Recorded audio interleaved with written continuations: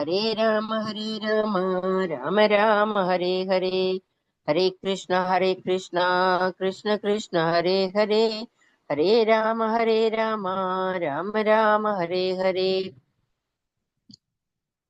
ഹരേ കൃഷ്ണ കൃഷ്ണ കൃഷ്ണ ഹരേ ഹരേ, ഹരേ രാമ രാമ രാമ ഹരേ ഹരേ, ഹരേ കൃഷ്ണ കൃഷ്ണ കൃഷ്ണ ഹരേ ഹരേ, ഹരേ രാമ രാമ രാമ ഹരേ ഹരേ, ഹരേ കൃഷ്ണ കൃഷ്ണ കൃഷ്ണ ഹരേ ഹരേ, ഹരേ രാമ രാമ രാമ ഹരേ ഹരേ.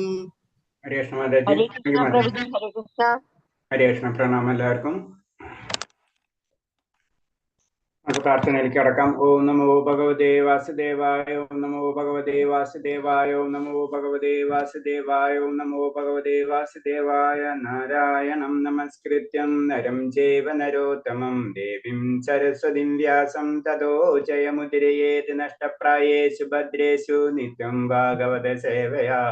ഭാഗവതേ ഉത്തമ ശ്ലോകേ ഭക്തിർഭവതി നഷ്ടകി മൂകം കരോതി വാചാലം പങ്കും ലംഘയതേ ഗിരി യത്കൃപതംഹം വന്ദേ പരമാനന്ദമാധവം ശ്രീഗുരുദീനധാരിണം ശ്രീചൈതന്യമീശ്വരം. ജ്ഞാനതിമിരാന്ധ്യസ്യ ജ്ഞാനാഞ്ജലശലാകയാ ചക്ഷുർമിലിതം യേന തസ്മൈ ശ്രീഗുരുവേ നമഃ. ശ്രീചൈതന്യം മനോഭീഷ്ടം സ്ഥാപിതം യേന ഭൂതലേ സ്വയം രൂപകഥാ മഹ്യം തഥാതി സപാന്തികം. വന്ദേഹം ശ്രീഗുരു ശ്രീയുതപദകമലം ശ്രീഗുരും വൈഷ്ണവാംശ ശ്രീരൂപം സാഗരജാതം സഹന രഘുനാഥാനിതം തം സജീവം സാദൈവം സാവധൂതം പരിജനസഹിതം കൃഷ്ണചൈതന്യദേവം ശ്രീരാധാകൃഷ്ണപാദാൻ സഹന ലളിത ശ്രീവിശാഖാനിം താംശ. ഹേ കൃഷ്ണ കരുണാ സിന്ധോ ദീനബന്ധോ ജഗത്പദേ ഗോപേശ ഗോപികാ കാന്ത രാധാ കാന്ത നമസ്തുതേ. തപ്തകാഞ്ചന ഗൗരാംഗേ രാധേ വൃന്ദാവനേശ്വരി വൃഷഭാനുസുതേ ദേവി പ്രണമാമി ഹരിപ്രിയേ. വാഞ്ചാകൽപതരൂപേച്ഛ കൃപാ സിന്ധിഭ്യേവ ച പതിനാം പാവനേഭ്യോ വൈഷ്ണവേഭ്യോ നമോ നമഃ. നമോ വിഷ്ണുപാദായ കൃഷ്ണപ്രേഷ്ഠായ ഭൂതലേ ശ്രീമദേ ഭക്തിവേദാന്ത സ്വാമിന്നിധി നാമിനേ. നമസ്തേ സാരസദേവേ ഗൗരവാണി പ്രചാരിണേ നിർവിശേഷ ശൂന്യവാദി പാശ്ചാത്യദേശധാരിണേ. ജയ ശ്രീകൃഷ്ണ ചൈതന്യ പ്രഭു നിത്യാനന്ദ ശ്രീ അദ്വൈത ഗദാധര ശ്രീവാസാദി ഗൗരഭക്തവൃന്ദ. ഹരേ കൃഷ്ണ കൃഷ്ണ കൃഷ്ണ ഹരേ ഹരേ, ഹരേ രാമ രാമ രാമ ഹരേ ഹരേ. ഹരേ കൃഷ്ണ കൃഷ്ണ കൃഷ്ണ ഹരേ ഹരേ, ഹരേ രാമ രാമ രാമ ഹരേ ഹരേ. ഹരേ കൃഷ്ണ കൃഷ്ണ കൃഷ്ണ ഹരേ ഹരേ, ഹരേ രാമ രാമ രാമ ഹരേ ഹരേ. ഹരേ കൃഷ്ണ. പ്രഭാതിക്ക് ജയ, ഗുരുദേവിക്ക് ജയ, അനന്ത കോടി വൈഷ്ണവ ഭക്തർക്ക് ജയ്. ഹരേ കൃഷ്ണ. എല്ലാവർക്കും പ്രണാമം. ഹരേ കൃഷ്ണ. പ്രണാമം പ്രഭുജി. പ്രണാമം പ്രഭുജി. ഹരേ കൃഷ്ണ. എല്ലാവർക്കും പ്രണാമം. ഹരേ കൃഷ്ണ പ്രഭുജി. പ്രണാമം പ്രഭുജി. പ്രണാമം എല്ലാവർക്കും. ഇന്നലെ നമ്മള് ഇൻട്രൊഡക്ഷൻ കഴിഞ്ഞുണ്ട് അല്ലെ? ഇന്നലെ കംപ്ലീറ്റ് ചെയ്തില്ലേ ഇൻട്രൊഡക്ഷൻ? ഓർമ്മയുണ്ടാ പറഞ്ഞത്? ചെയ്താ? ദീക്ഷ കാര്യമൊക്കെ പറഞ്ഞല്ലേ ഇന്നലെ? പറഞ്ഞല്ലോ അല്ലേ? ക്വസ്റ്റ്യൻസ് ഇട്ടുണ്ടായിരുന്ന ഇൻട്രൊഡക്ഷനില്? പറഞ്ഞു. ഇന്നലെ 10 ആൻസർ ഇന്നലെ പറഞ്ഞില്ലേ ക്വസ്റ്റ്യൻ? പിന്നെ ഇന്നലെ ഇത് വേദങ്ങളുടെ ഇതൊക്കെ ഡിവിഷനെ കുറിച്ചൊക്കെയാണ് പറഞ്ഞത്. അത് കുറച്ച് സംസാരിച്ചു അല്ലെ നമ്മള്? അത് കഴിഞ്ഞിട്ട് നമ്മള് ഇത് ചെയ്തില്ലേ? പൂർവം, സാമാന്യ ഭക്തി, സാധന ഭക്തി, ഭാവഭക്തി, പ്രേമഭക്തി, അതിനെ കുറിച്ചൊക്കെ. അപ്പൊ ക്വസ്റ്റ്യൻ ആൻസർ കഴിഞ്ഞല്ലേ അല്ലേ? ഓക്കെ, കഴിഞ്ഞു. അപ്പൊ ഫസ്റ്റ് ചാപ്റ്റർ കഴിഞ്ഞു, ഫസ്റ്റ് ഇൻട്രൊഡക്ഷൻ കഴിഞ്ഞു നമ്മുടെ. ഓക്കെ, ഇനി അധ്യായം 1 ഇൻട്രൊഡക്ഷൻ കഴിഞ്ഞ് ചാപ്റ്റർ സ്റ്റാർട്ട് ചെയ്യാം. കേട്ടോ. ഓം നമോ ഭഗവതേ വാസുദേവായ, ഓം നമോ ഭഗവതേ വാസുദേവായ, ഓം നമോ ഭഗവതേ വാസുദേവായ. അതില് ഒന്ന് മ്യൂട്ട് ചെയ്തോട്ടെ.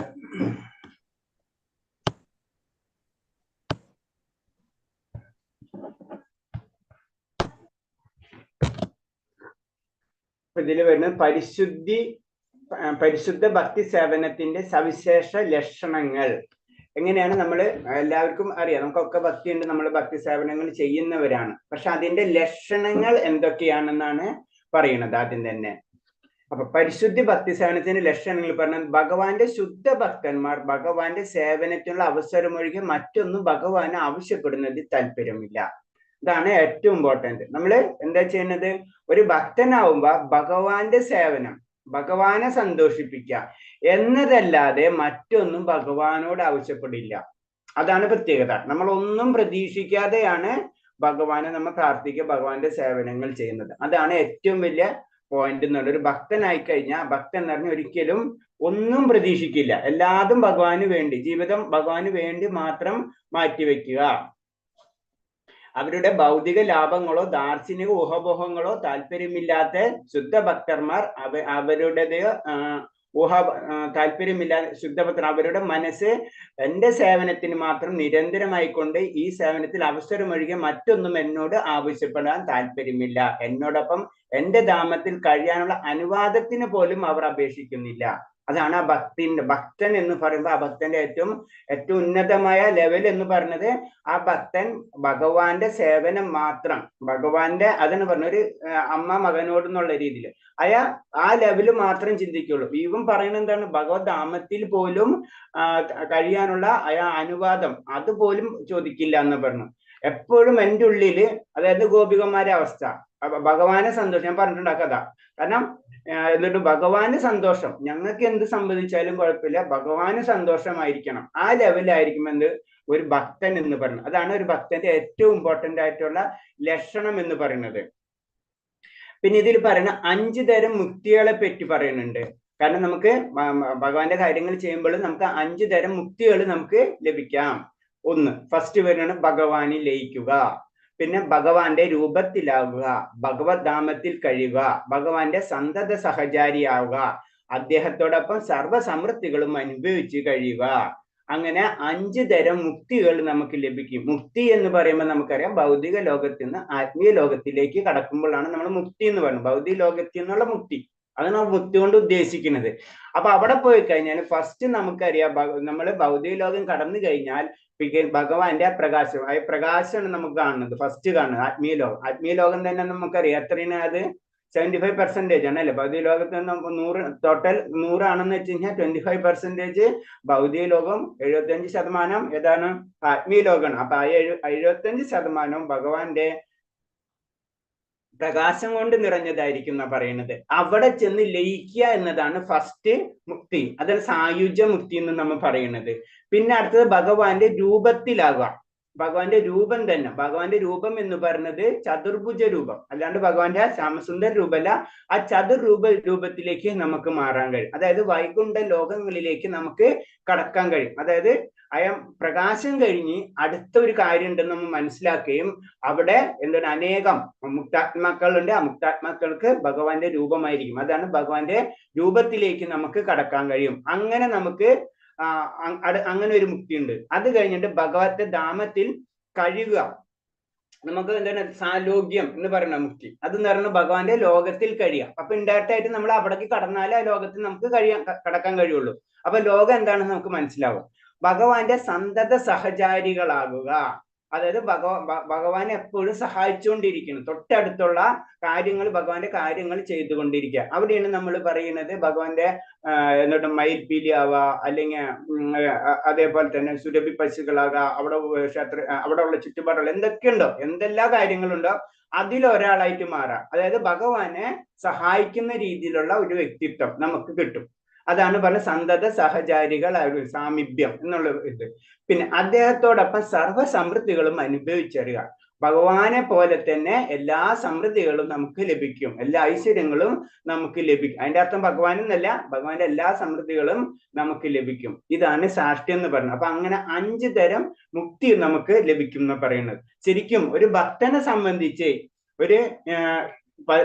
സംബന്ധിച്ച് പരിശുദ്ധ പ്രേമത്തോട് ഈശ്വര സേവനം ഒന്നുകൊണ്ട് മാത്രമാണ് ഭക്തൻ സംതൃപ്തൻ. അതാണ് ശുദ്ധ ഭക്തിയുടെ ലക്ഷണം. അതായത് പക്ഷെ എന്താണ്, ശുദ്ധ ഭക്തന് ഈ ഇത്തരം തന്നെയുള്ള മുക്തി പോലും ആഗ്രഹിക്കുന്നില്ല എന്ന് പറഞ്ഞു. ഈ 5 മുക്തി തരം അടക്കം എന്തൊരു ശുദ്ധ ഭക്തനേറ്റം.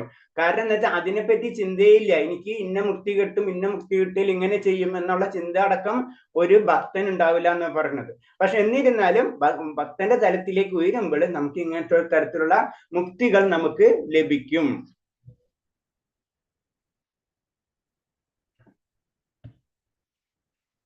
പിന്നെ വേദഗ്രന്ഥങ്ങൾ അടിസ്ഥാനമാക്കി രൂപഗോസ്വാമി ഭക്തി സേവനത്തിന് 6 സ്വഭാവങ്ങൾ ഉണ്ടെന്ന് പ്രസ്താവിക്കുന്നു.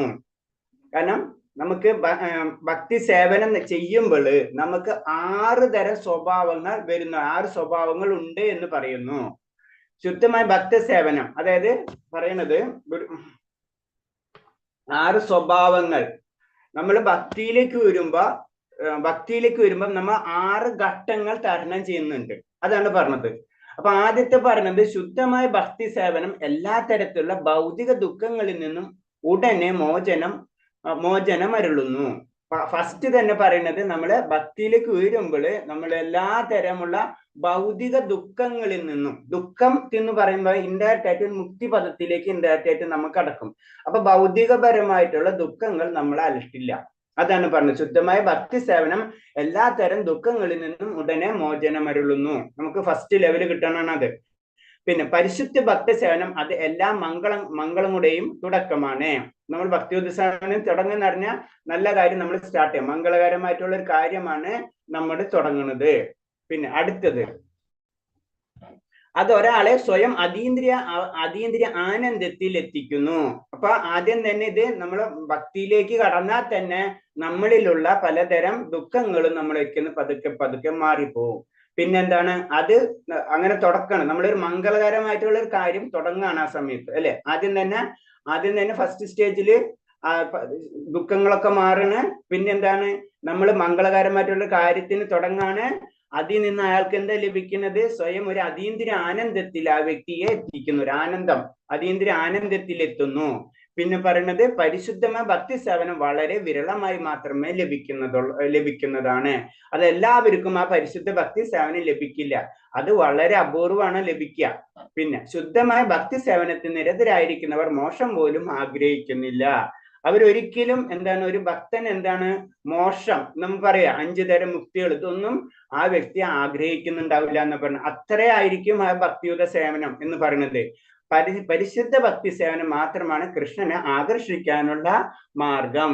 അതായത് ഭക്തി സേവനം മാത്രമാണ്, കൃഷ്ണൻ എല്ലാവരെയും ആകർഷിക്കണം. പക്ഷെ ഭക്തിയുദ്ധ സേവനം കൃഷ്ണനെ ആകർഷിക്കുന്ന പറയുന്നത്. അതാണ് പരിശുദ്ധ ഭക്തി സേവനം മാത്രമാണ് കൃഷ്ണനെ ആകർഷിക്കാനുള്ള മാർഗം. ഈ 6 തരം കാര്യങ്ങളാണ് ഭക്തിയുടെ തലങ്ങൾ എന്ന് പറയുന്നത്. അതായത് 6 സ്വഭാവങ്ങളാണ് ഇപ്പൊ പറഞ്ഞത്. ശുദ്ധമായ ഭക്തി സേവനം എല്ലാ തരത്തിലുള്ള ഭൗതിക ദുഃഖങ്ങളിൽ നിന്നും ഉടനെ മോചനമരുളുന്നു. പരിശുദ്ധ ഭക്തി സേവനം അതെല്ലാ മംഗളകരങ്ങളുടെയും തുടക്കമാണ്. അതൊരാളെ സ്വയം അതീന്ദ്രിയ ആനന്ദത്തിൽ എത്തിക്കുന്നു. പരിശുദ്ധമായ ഭക്തി സേവനം വളരെ വിരളമായി മാത്രമേ ലഭിക്കുള്ളൂ. അപ്പൊ അത് നമ്മൾ ഒരിക്കലും പ്രതീക്ഷിക്കരുത്. നമുക്ക് ഇപ്പൊ തന്നെ നമുക്ക് പരിശുദ്ധമായ ഭക്തി അത് വളരെ വിരളമാണ്. അപ്പൊ കാരണം ഭഗവാൻ ഭക്തി മാത്രമാണ് വളരെ ശ്രദ്ധിച്ചു കൊടുക്കണം, ബാക്കി എല്ലാ കാര്യങ്ങളും ഭഗവാൻ കൊടുക്കും. പക്ഷെ ഭക്തി പെട്ടെന്ന് നമുക്ക് ലഭിക്കില്ല എന്നാണ് പറയുന്നത്. കാരണം അത്ര അമൂല്യമായിട്ടുള്ള ഒരു കാര്യമാണ്. അപ്പൊ അമൂല്യത കിട്ടാൻ വേണ്ടി നമുക്കറിയാം അതിന്റെ ബുദ്ധിമുട്ട് ഉണ്ടാവുന്നു. ശുദ്ധമായ ഭക്തി സേവനത്തിൽ നിരതരായിരിക്കുന്നവർ മോക്ഷം പോലും ആഗ്രഹിക്കുന്നില്ല. പിന്നെ കൃഷ്ണനെ ഭക്തിയുത സേവനം, പരിശുദ്ധ ഭക്തി സേവനം മാത്രമാണ് കൃഷ്ണ ആകർഷിക്കാനുള്ള 6 മാർഗങ്ങൾ. കൃഷ്ണ ആകർഷിക്കാനുള്ള മാർഗം എന്ന് പറയുന്നത് പരിശുദ്ധ ഭക്തി സേവനം. നമ്മൾ ഒന്നും പ്രതീക്ഷിക്കാതെ ആ ഭക്തി സേവനത്തിൽ ഉറപ്പിച്ചു നിന്നാൽ മാത്രമേ ഭഗവാനെ ആകർഷിക്കാൻ കഴിയുള്ളൂ. ഈ 6 കാര്യമാണ് രൂപഗോസ്വാമി പറയുന്നത്. ഇതിനാദ്യത്തേത് ഫസ്റ്റ് പോയിന്റ് ആണ്. ഇനി ഈ പോയിന്റുകളെ പറ്റി ഡിസ്കഷൻ ആണ് നടക്കുന്നത്. ഓരോ പോയിന്റിനെ പറ്റി നമ്മൾ പറയാണ്. ഫസ്റ്റ് എന്താണ്? ഭൗതിക ദുഃഖത്തിൽ നിന്നുള്ള മോചനം. അതാണ് അതിന്റെ പോയിന്റ്സുകളാണ്. ഇനി കുറച്ച് പോയിന്റ്സുകളുണ്ട് അതിൽ പറഞ്ഞു വരുന്നത്. അപ്പൊ അതിൽ ഫസ്റ്റ് പറഞ്ഞ അപ്പോൾ ചെയ്യുന്ന പാപങ്ങളും മുൻജന്മങ്ങളിൽ ചെയ്ത പാപങ്ങളും ദുഃഖത്തിന് കാരണമായി തീരുന്നു. നമ്മൾ ദുഃഖത്തിന്റെ കാരണം എന്ന് അന്വേഷിച്ച് പോയി കഴിഞ്ഞാൽ നമുക്കറിയാം ജീവിതത്തിലെ ദുഃഖങ്ങൾ നമുക്ക് സംഭവിച്ചുകൊണ്ടിരിക്കുന്നുണ്ടാവും അല്ലെ. ഒരെണ്ണം കഴിഞ്ഞ് ഒരെണ്ണം ഇങ്ങനെ ജീവിതത്തിൽ ഇങ്ങനെ നടന്നുകൊണ്ടിരിക്കുന്ന ഒരു കാര്യമാണ്. അതിന്റെ കാരണം എന്ന് പറഞ്ഞത് ഇപ്പോൾ ഈ ജന്മത്തിൽ ചെയ്യുന്ന തെറ്റുകൾ, നമ്മൾ അറിഞ്ഞും അറിയാതെയും ചെയ്യുന്ന പല തെറ്റുകൾ ഉണ്ടാവും. ആ തെറ്റുകൾ അപ്പൊ അറിഞ്ഞില്ല എന്ന് വിചാരിച്ചിട്ട് അത് തെറ്റല്ലാതിരിക്കില്ല. അപ്പൊ അങ്ങനെ പറയുമ്പോ എല്ലാ പാപങ്ങളിലും മുൻജന്മങ്ങളും ചെയ്ത പാപം ദുഃഖത്തിന്, അപ്പൊ ഈ ജന്മത്തിലും കഴിഞ്ഞ ജന്മത്തിലും ചെയ്ത തെറ്റുകൾ അത് നമുക്ക് ദുഃഖത്തിന് കാരണമായി മാറിയിരിക്കും. പാപകർമ്മങ്ങൾ പ്രേരകം അജ്ഞതയാണ്, പക്ഷെ അജ്ഞത കുറ്റവിമോചനത്തിന് കാരണമായി അംഗീകരിക്കപ്പെടുകയില്ല. അപ്പൊ അതിന് ശരിക്കുമുള്ള കാരണം എന്ന് പറഞ്ഞ് അജ്ഞത തന്നെയാണ്. ഏതാണ് ശരി ഏതാണ് തെറ്റ് എന്ന് നമുക്ക് തിരിച്ചറിയാൻ കഴിയില്ല. അപ്പൊ അതിന് അജ്ഞത തന്നെയാണ്. പക്ഷെ അതിന്റെ അർത്ഥം അജ്ഞതയാന്ന് വെച്ചിട്ട് നമുക്ക് കുറ്റത്തിൽ നിന്ന് രക്ഷപ്പെടാൻ കഴിയില്ല എന്നാ പറയുന്നത്.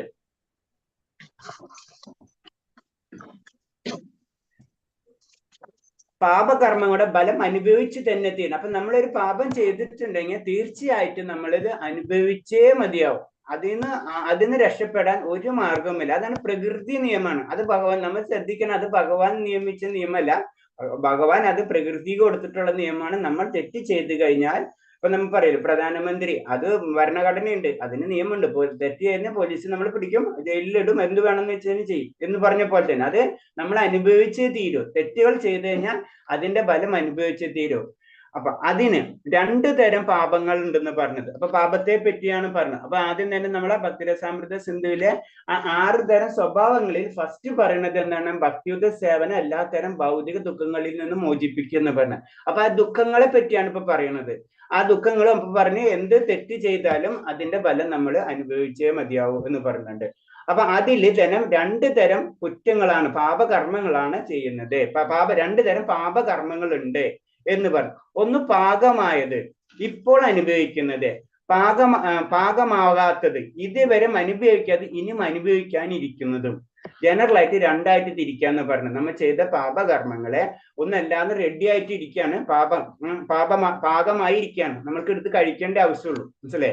അപ്പൊ എന്താണ്? അല്ലെങ്കിൽ നമ്മൾ ഫ്രൂട്ട്സ് പഴുത്തിരിക്കുകയാണ്, ആ എടുത്ത് കഴിക്കണം നമ്മളിനി. അത് അനുഭവിക്കണം നമ്മള്. അതാണ് ഇപ്പോഴത്തെ കാര്യം. പിന്നെ പാകമാവാതെ അത് ഇരുന്ന് പഴുത്തിട്ടില്ല, അതവിടെ വെച്ചിരിക്കുകയാണ്. അത് ഏത് സമയം വേണമെങ്കിലും പഴുക്കും. ആ പഴുത്ത് തന്നെ നമുക്ക് കഴിക്കാം. അതാണ് ആ 2 തരം പാപകർമ്മം. അപ്പൊ നമ്മൾ ചില കാര്യങ്ങൾ ചെയ്യുമ്പോൾ ഇപ്പൊ തന്നെ അത് കിട്ടും, ചിലത് കുറച്ച് നാൾ കഴിഞ്ഞിട്ടായിരിക്കും കിട്ടും. അപ്പൊ അതിന് നമ്മൾ ചില കാര്യങ്ങൾ സിമ്പിൾ ആയിട്ട് ചിലപ്പോൾ നോട്ടീസ് ചെയ്യും. ചിലർ പറയും ഇത്രയും നല്ലൊരു മനുഷ്യന് പെട്ടെന്ന് അയാൾക്ക് അങ്ങനെ സംഭവിച്ചല്ലോ എന്ന് ചിന്തിക്കാം. ചിലർ പറയും ഇത്രയും വൃത്തിയായിട്ട ഒരു മനുഷ്യനാണ്, അയാൾക്ക് ഒരു കുഴപ്പമില്ലാതെ അത് പോകുന്നുണ്ടല്ലോ. ഇത് നമ്മൾ സാധാരണ രീതിയിൽ നമ്മൾ പറയുന്ന ഒരു കാര്യമാണ്. ഇതിന്റെ കാരണം ഇതാണ്, അത് പാകമായതായിരിക്കും, ചിലർക്ക് പാകമാവാത്തതായിരിക്കും, അത്രയും വ്യത്യാസമുള്ളൂ. അപ്പൊ നമ്മൾ തെറ്റുകൾ ചെയ്തിട്ടുണ്ടെങ്കിൽ തീർച്ചയായിട്ടും അതിന്റെ പാപകർമ്മങ്ങൾ ലഭിച്ചിരിക്കും. പാകമായ പാപകർമ്മങ്ങൾ വർത്തമാന കാലത്തിൽ നാം അനുഭവിക്കുന്ന കഷ്ടപ്പാടുകൾക്ക് നിദാനമാവുകയാണ്. എന്താണ് പാകമായതെന്ന് പറയുമ്പോൾ അതിന്റെ ഉദാഹരണം എന്ന് പറയുന്നത്, അത് നമ്മൾ ഈ വർത്തമാന കാലത്ത് അനുഭവിക്കുന്നതാണ് പാപമായ കർമ്മങ്ങൾ എന്ന് പറഞ്ഞത്. ശരിക്കും പാകമായത് എല്ലാം റെഡി ആയിരിക്കണേ. ഈ ജന്മം കിട്ടി, ഈ ജന്മത്തിൽ നമ്മൾ സഞ്ചരിച്ചുകൊണ്ടിരിക്കണേ. അപ്പൊ അതിന്റെ ഒരേ അത് പ്ലസ് ആണെങ്കിലും മൈനസ് ആണെങ്കിലും, അത് ഞാൻ പലപ്പോഴും പറഞ്ഞിട്ടുണ്ട്. നമ്മൾ ചിലരുടെ ജീവിതം, ചിലരുടെ എല്ലാവരും ജീവിതം എടുത്താലും നമുക്ക് മനസ്സിലാക്കാവുന്നുള്ളൂ. നമ്മൾ ചിലർ ഇങ്ങനെ കറക്റ്റ് ആയിട്ട് പോകും, പെട്ടെന്നായിരിക്കും വീഴ്ച, അല്ലെങ്കിൽ പെട്ടെന്നായിരിക്കും ഉയർച്ച. ഇതൊക്കെ കാണാം നമുക്ക്. ചിലവർക്ക് ഇനി ഗ്രാജുവലായിട്ട് പോണം. ഇതൊക്കെ ഇതിന്റെ കാര്യങ്ങൾ നമ്മൾ ശ്രദ്ധിച്ച് നമ്മള് അതിന് വെറുതെ ഒന്ന് ചെക്ക് ചെയ്താൽ മതി. നമ്മൾ എന്തെങ്കിലും ഒരു പോയിന്റിലേക്ക് എത്തുമ്പോൾ, ഒരു പ്ലസിലേക്ക് പോണ പോയിന്റ് ആണെങ്കിലും മൈനസിലേക്ക് പോയിന്റ് ആണ്, നമ്മൾ ഒന്ന് ശ്രദ്ധിക്കുക. അതിനൊരു കാരണം ഉണ്ടാവും, നമ്മൾ അറിയാത്തൊരു കാരണം അതിലുണ്ടാവും. ചിലപ്പോൾ ഒരു വ്യക്തിനായിട്ട് നമ്മൾ വഴക്ക് പിടിക്കാൻ ആഗ്രഹിക്കുന്നുണ്ടാവില്ല, പക്ഷെ നമ്മൾക്കറിയില്ല ആ ഒരു സിറ്റുവേഷൻ അതിനനുസരിച്ച് ക്രിയേറ്റ് ആവുകയാണ് ചെയ്യുന്നത്. അതേപോലെ തന്നെ നമുക്ക് ഉയർച്ചയുടെ കാര്യങ്ങൾ ഉണ്ടാകുമ്പോൾ നമുക്കറിയില്ല, അതിനൊരു കാരണം, ഒരു നിമിത്തം കാര്യങ്ങളൊക്കെ തന്നെത്താൻ വരുന്നതായിട്ട് ശ്രദ്ധിക്കാം. ഇതെല്ലാതും അതാണ് സംഭവം. അതാണ് പറഞ്ഞത്, ആ പാകമായ പാപകർമ്മങ്ങൾ അല്ലെങ്കിൽ പാപമല്ലാത്തത് നല്ല കർമ്മങ്ങളാണെങ്കിലും അത് വർത്തമാന കാലത്ത് നാം അനുഭവിക്കുന്ന കഷ്ടപ്പാടുകൾക്ക് നിദാനമായതാണ്. പാകമാകാത്ത പാപകർമ്മങ്ങൾ ഇതുവരെ അനുഭവിക്കാത്തതും ഇനി അനുഭവിക്കാനിരിക്കുന്നതുമായ കഷ്ടപ്പാട് അടിസ്ഥാനത്തിൽ നാം സംഭരിച്ചു വെച്ചിരിക്കുന്നവയാണ്. കുറച്ച് നമ്മൾ സ്റ്റോർ ചെയ്ത് വെച്ചിട്ടുണ്ട്, അത് അതിന്റെ സമയമാകുമ്പോൾ നമ്മൾ എടുത്ത് കഴിക്കും. അത് ചിലപ്പോൾ സ്റ്റോർ ചെയ്ത് വെച്ചിട്ടുള്ളത് എന്താണ്? നല്ലതാണെങ്കിൽ നല്ലതെടുത്ത് കഴിക്കും, പൊട്ടയാണെങ്കിൽ പൊട്ടെടുത്ത് കഴിക്കും, കയ്പാണെങ്കിൽ കയ്പ് രസം ഉണ്ടാവും, മധുരമാണെങ്കിൽ മധുരരസം ഉണ്ടാവും. പക്ഷെ അതല്ലാതെ നമ്മളെ സഞ്ചിയിൽ ഇരിക്കുന്നുണ്ട്. അതാണ് പാകമാവാത്തെന്ന് പറഞ്ഞത്. പാകമായതെടുത്ത് നമ്മൾ കഴിച്ചുകൊണ്ടിരിക്കണം. അപ്പൊ ഏതായാലും പ്ലസ് ആയാലും മൈനസ് ആയാലും അതവിടെ സംഭവിച്ചുകൊണ്ടിരിക്കും. കൃഷ്ണബോധം കൊണ്ട് ഇവയ്ക്കൊക്കെ അറുതി വരുത്താൻ കഴിയും. അതാണ് കൃഷ്ണബോധം എന്ന് പറയുന്നത്. അതാണ് ശരിക്കും എന്താണ് കൃഷ്ണാവബോധം എന്ന് പറയുമ്പോൾ ഇതിനെ നമുക്ക് കളയാൻ കഴിയും. ഇതിനെ കരിയിച്ച് കളയാനുള്ള ശക്തി അവബോധത്തിനുണ്ട്. ഇതുകൊണ്ടാണ് ഭഗവാന് മുകുന്ദൻ എന്ന് പറയുന്നത്. അതാണ് പറയുന്നത്. നമുക്ക് മുക്തി തരണമെങ്കിൽ എന്താണ് ഈ പാപകർമ്മങ്ങളും പുണ്യകർമ്മങ്ങളും നമ്മളിൽ നിന്ന് പോയാലേ മാത്രമേ നമുക്ക് മുക്തിപദത്തിലേക്ക് ഊരാൻ കഴിയുള്ളൂ. അപ്പൊ ഇതിനെ കരിയിച്ച് കളയാൻ, ഈ പാപകർമ്മത്തിനെ കരിയിച്ച് കളയാനുള്ള പവർ ഭഗവാന്റെ നാമത്തിനും കൃഷ്ണ അവബോധത്തിനുമുണ്ട്. അതാണ് നമ്മൾ ചെയ്യേണ്ടതും. അത് കത്തി ജ്വലിക്കുന്ന നീ കൊടുക്കുന്ന ഇന്ധനമെല്ലാം നിമിഷ നേരം കൊണ്ട് ചാമ്പലാകുന്നത് പോലെ പാപകർമ്മങ്ങളായി ഇന്ധനത്തെ മുഴുവൻ നിമിഷം കൊണ്ട് എരിച്ചു കളയാനുള്ള ശക്തി ഭക്തിയുത സേവനം കൊണ്ട് കഴിയുന്നു. അപ്പൊ അതിനൊരു അഗ്നിയെയാണ് സൂചിപ്പിച്ചിരിക്കുന്നത്. കൃഷ്ണാവബോധം എന്ന് പറഞ്ഞു കഴിഞ്ഞാൽ ഒരു അഗ്നിയാണ്. അതിലെന്താണ് പാപകർമ്മമാകുന്ന ഇന്ധനം. അത് ഇടുന്തോറും അത് കത്തി ജ്വലിച്ചുകൊണ്ടിരിക്കുകയാണ്. അപ്പൊ എത്ര ഇന്ധനം ഉണ്ടെങ്കിലും അത് തീരും. അതാണ് പറഞ്ഞത്. അതാണ് അരിയിച്ചു കളയാനുള്ള, നമ്മളെ പാപകർമ്മങ്ങളെ അരിയിച്ചു കളയാനുള്ള ശക്തി ഭക്തിയുത സേവനം കൊണ്ട് കഴിയുന്നു എന്നാ പറയുന്നത്.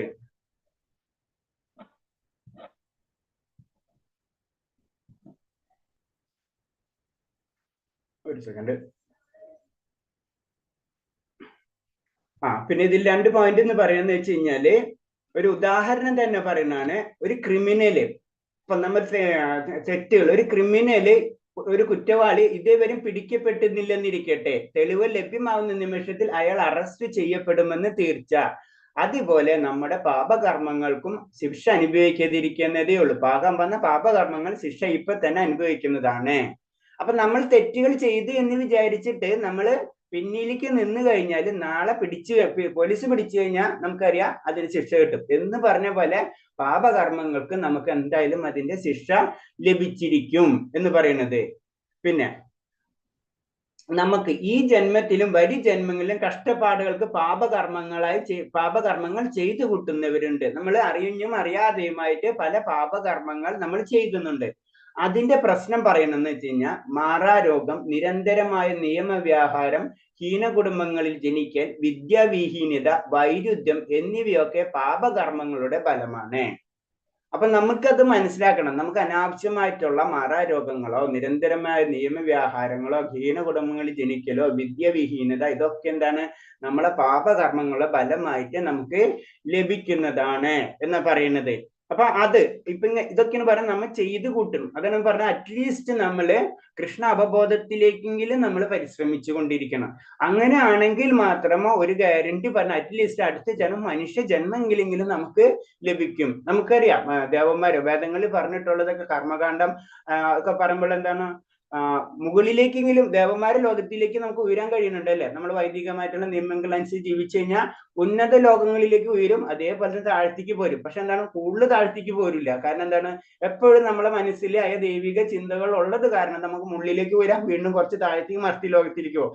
അല്ല, നമ്മൾ പാപകർമ്മങ്ങളാണ് ചെയ്തുകൊണ്ടിരിക്കുന്നത്, തിരിച്ച് വികർമ്മങ്ങളാണ് ചെയ്തുകൊണ്ടിരിക്കുക, പിന്നെ താഴ്ത്തിക്ക് പോവാണ് നമ്മൾ. പിന്നെ നമുക്ക് വീണ്ടും ഭഗവാൻ തന്നെ പറഞ്ഞിട്ടല്ലേ അവരെ ഞാൻ വീണ്ടും വീണ്ടും അസുരയോനികളിൽ ജനിപ്പിക്കുന്ന പറഞ്ഞു. വീണ്ടും വീണ്ടും താഴ്ത്ത ലോകത്തിലേക്കാണ് പോകുന്നത്. അതാണ് പറഞ്ഞത് സ്വല്പം അഭ്യാസ ധർമ്മസ്യതരായതോ മഹത്തബായ എന്ന് പറയുന്ന മെയിൻ കാരണം അതാണ്. കുറച്ചെങ്കിലും നമ്മളെ കൊണ്ട് പറ്റാവുന്നെങ്കിലും നമ്മൾ ആ കണക്ഷൻ നമ്മൾ ഒട്ടും വിടരുത്. അതിന് പറയണത് എന്താണ്, ഒരു മാല നമുക്ക് തന്നിട്ടുണ്ടെങ്കിൽ ആ മാല വൃന്ദാവനത്തിലേക്ക് കണക്ട് ചെയ്യുന്ന ഒരു മാലയാണ്. ആ ചങ്ങല നമ്മൾ ഒരിക്കലും വിടരുതെന്നാണ് പറയുന്നത്. അത്ര ഇമ്പോർട്ടന്റ് ആണ് എന്ന് ലാസ്റ്റ് പറഞ്ഞു വരുന്നത് നമ്മളെ നാമജപം അല്ലെങ്കിൽ ഭക്തിയുത സേവനങ്ങൾ എന്ന് പറയുന്നത്. അപ്പൊ ഇതിനൊക്കെ കാരണം നമുക്ക് ഇത് എന്തുകൊണ്ട് സംഭവിക്കുന്നു എന്ന് നമ്മൾ നോക്കുന്നില്ല. ഒരു വ്യക്തിക്ക് ഒരു അസുഖം വന്നു കഴിഞ്ഞ് അസുഖത്തിന്റെ കാരണം നോക്കാതെ എന്തെങ്കിലും മരുന്ന് കഴിച്ച് അസുഖം മാറ്റാന്നല്ലാതെ നമ്മൾ കറക്റ്റ് അന്വേഷിക്കുമ്പോൾ നമുക്ക് മനസ്സിലാവും അതിനൊരു കാരണമുണ്ട്. ഞാൻ പറഞ്ഞില്ലേ ഉയർച്ചയ്ക്കും താഴ്ചയ്ക്കും നമ്മളൊരു കുലത്തിലാണെങ്കിലും നമുക്ക് അസുഖങ്ങൾ ഇതിനൊക്കെ ഒരു കണക്ഷൻ ഉണ്ട്. അപ്പൊ അതെന്ന് പറഞ്ഞ ഇപ്പൊ ചില വ്യക്തികൾ എത്ര വളരെ ആയിട്ട് ശ്രദ്ധിച്ചു പോയി കഴിഞ്ഞാലും അവരെ ശരീരമായിട്ടുള്ള പ്രശ്നങ്ങൾക്ക് അവർ സംഭവിക്കും. ചിലർ അങ്ങനെ സാധാരണ ജീവിച്ചു പോയാലും അവർ കുഴപ്പമില്ല. അതൊക്കെ അതിന്റെ കാരണങ്ങളാണ്. അപ്പൊ അത് പറഞ്ഞു. പിന്നെ പാപകർമ്മങ്ങൾക്കുണ്ടാകുന്ന ഫലങ്ങൾ 4 തരത്തിലുണ്ട്. 4 തരത്തിലാണ് പാപകർമ്മത്തിന്റെ ഫലങ്ങൾ തിരിച്ചിട്ടുള്ളത്. ഒന്ന് ഫലപ്രാപ്തിയിൽ എത്താത്തത്, ഒന്ന് വിത്തായി കിടക്കുന്നത്, മറ്റേത് പാകമായി കഴിഞ്ഞത്, പിന്നെ മിക്കവാറും പാകമായത് എന്ന് വിശേഷിക്കപ്പെടുന്നവ നാം ഇപ്പോൾ അനുഭവിച്ചു കൊണ്ടിരിക്കുന്ന ദുരിതങ്ങളാണ്. അപ്പൊ നാലാമത്തത് മിക്കവാറും പാകമായി കഴിഞ്ഞിരിക്കുകയാണ്. അതിനെന്താന്ന് വെച്ച് കഴിഞ്ഞാല് അത് ഇപ്പൊ നമ്മൾ അനുഭവിച്ചു കൊണ്ടിരിക്കുന്നതിനാണ് നമ്മൾ മിക്കവാറും പാകമായിട്ടുള്ളത്. ഫലപ്രാപ്തിയിൽ എത്തിയിട്ടില്ല, അത് റെഡി ആയിട്ട് ഇരിക്കുക, അങ്ങനെ എത്താറായിട്ട് നിൽക്കാണ്. വിത്തായിട്ട് കിടക്കുന്നുണ്ട്. അതവിടെ നമ്മൾ തെറ്റുകൾ ചെയ്ത് അല്ലെങ്കിൽ ശരി ചെയ്ത് എന്തായാലും അതവിടെ ഒരു പോയിന്റ് അവിടെ കിടക്കുന്നുണ്ട്. പിന്നെ പാകമായി കഴിഞ്ഞത്, ഇങ്ങനെ 4 തരമായിട്ട് അതിനെ തിരിച്ചിട്ടുണ്ടെന്ന് പറയുന്നത്.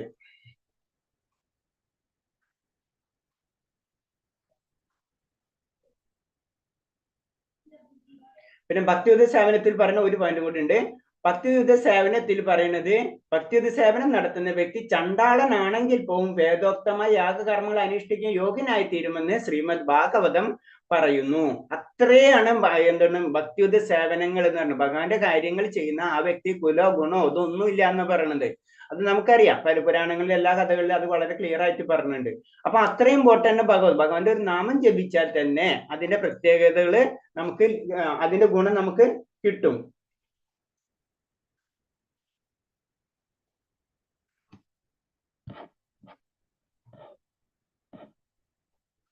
പിന്നെ അതിന്റെ തന്നെ ഡീറ്റെയിൽ ആയിട്ട് പറയുന്നതാണ്. പറയും 4 തരം പാപകർമ്മങ്ങൾ ഉണ്ടെന്ന് പറഞ്ഞില്ലേ, 4 ഇതിലേക്ക് കടക്കുന്നത്. അപ്പൊ അതില് 4 തരത്തിലുണ്ടെന്ന് പറഞ്ഞു. അത് പത്മപുരാണത്തിലാണ് ഇത് പറയുന്നത് കേട്ടോ. പത്മപുരാണം എന്ന് പറഞ്ഞൊരു പുരാണം ഉണ്ട്, നമുക്കറിയാം. പത്മപുരാണത്തിലാണ് ഈ 4 തരം പാപകർമ്മങ്ങളെ പറ്റി പറയുന്നത്. അതിൽ ഹൃദയത്തിന്റെ ഉള്ളിനുള്ളിൽ പാപപൂർണമായ ആഗ്രഹ രൂപത്തിൽ അടിഞ്ഞു കിടക്കുകയാണ് വിത്തായി കിടക്കുന്നത്. നമ്മള് ഹൃദയത്തിനുള്ളിൽ, നമ്മുടെ ഉള്ളിൽ എന്താണ് ഫസ്റ്റ് ലെവല്, നമുക്ക് പല ആഗ്രഹങ്ങളൊക്കെ ഉണ്ടാവും, അതിങ്ങനെ അവിടെ കെടുക്കുന്നുണ്ടാവും. മനസ്സിലായി? അപ്പൊ അത് തെറ്റായിട്ടുള്ള കാര്യങ്ങളാണെങ്കിലും നല്ലതായിട്ടുള്ള കാര്യങ്ങൾ അത് അവിടെ കെടുക്കുന്നുണ്ടാവും. അതാണ് വിത്തായി കിടക്കുന്നവ എന്ന് പറയുന്നത്.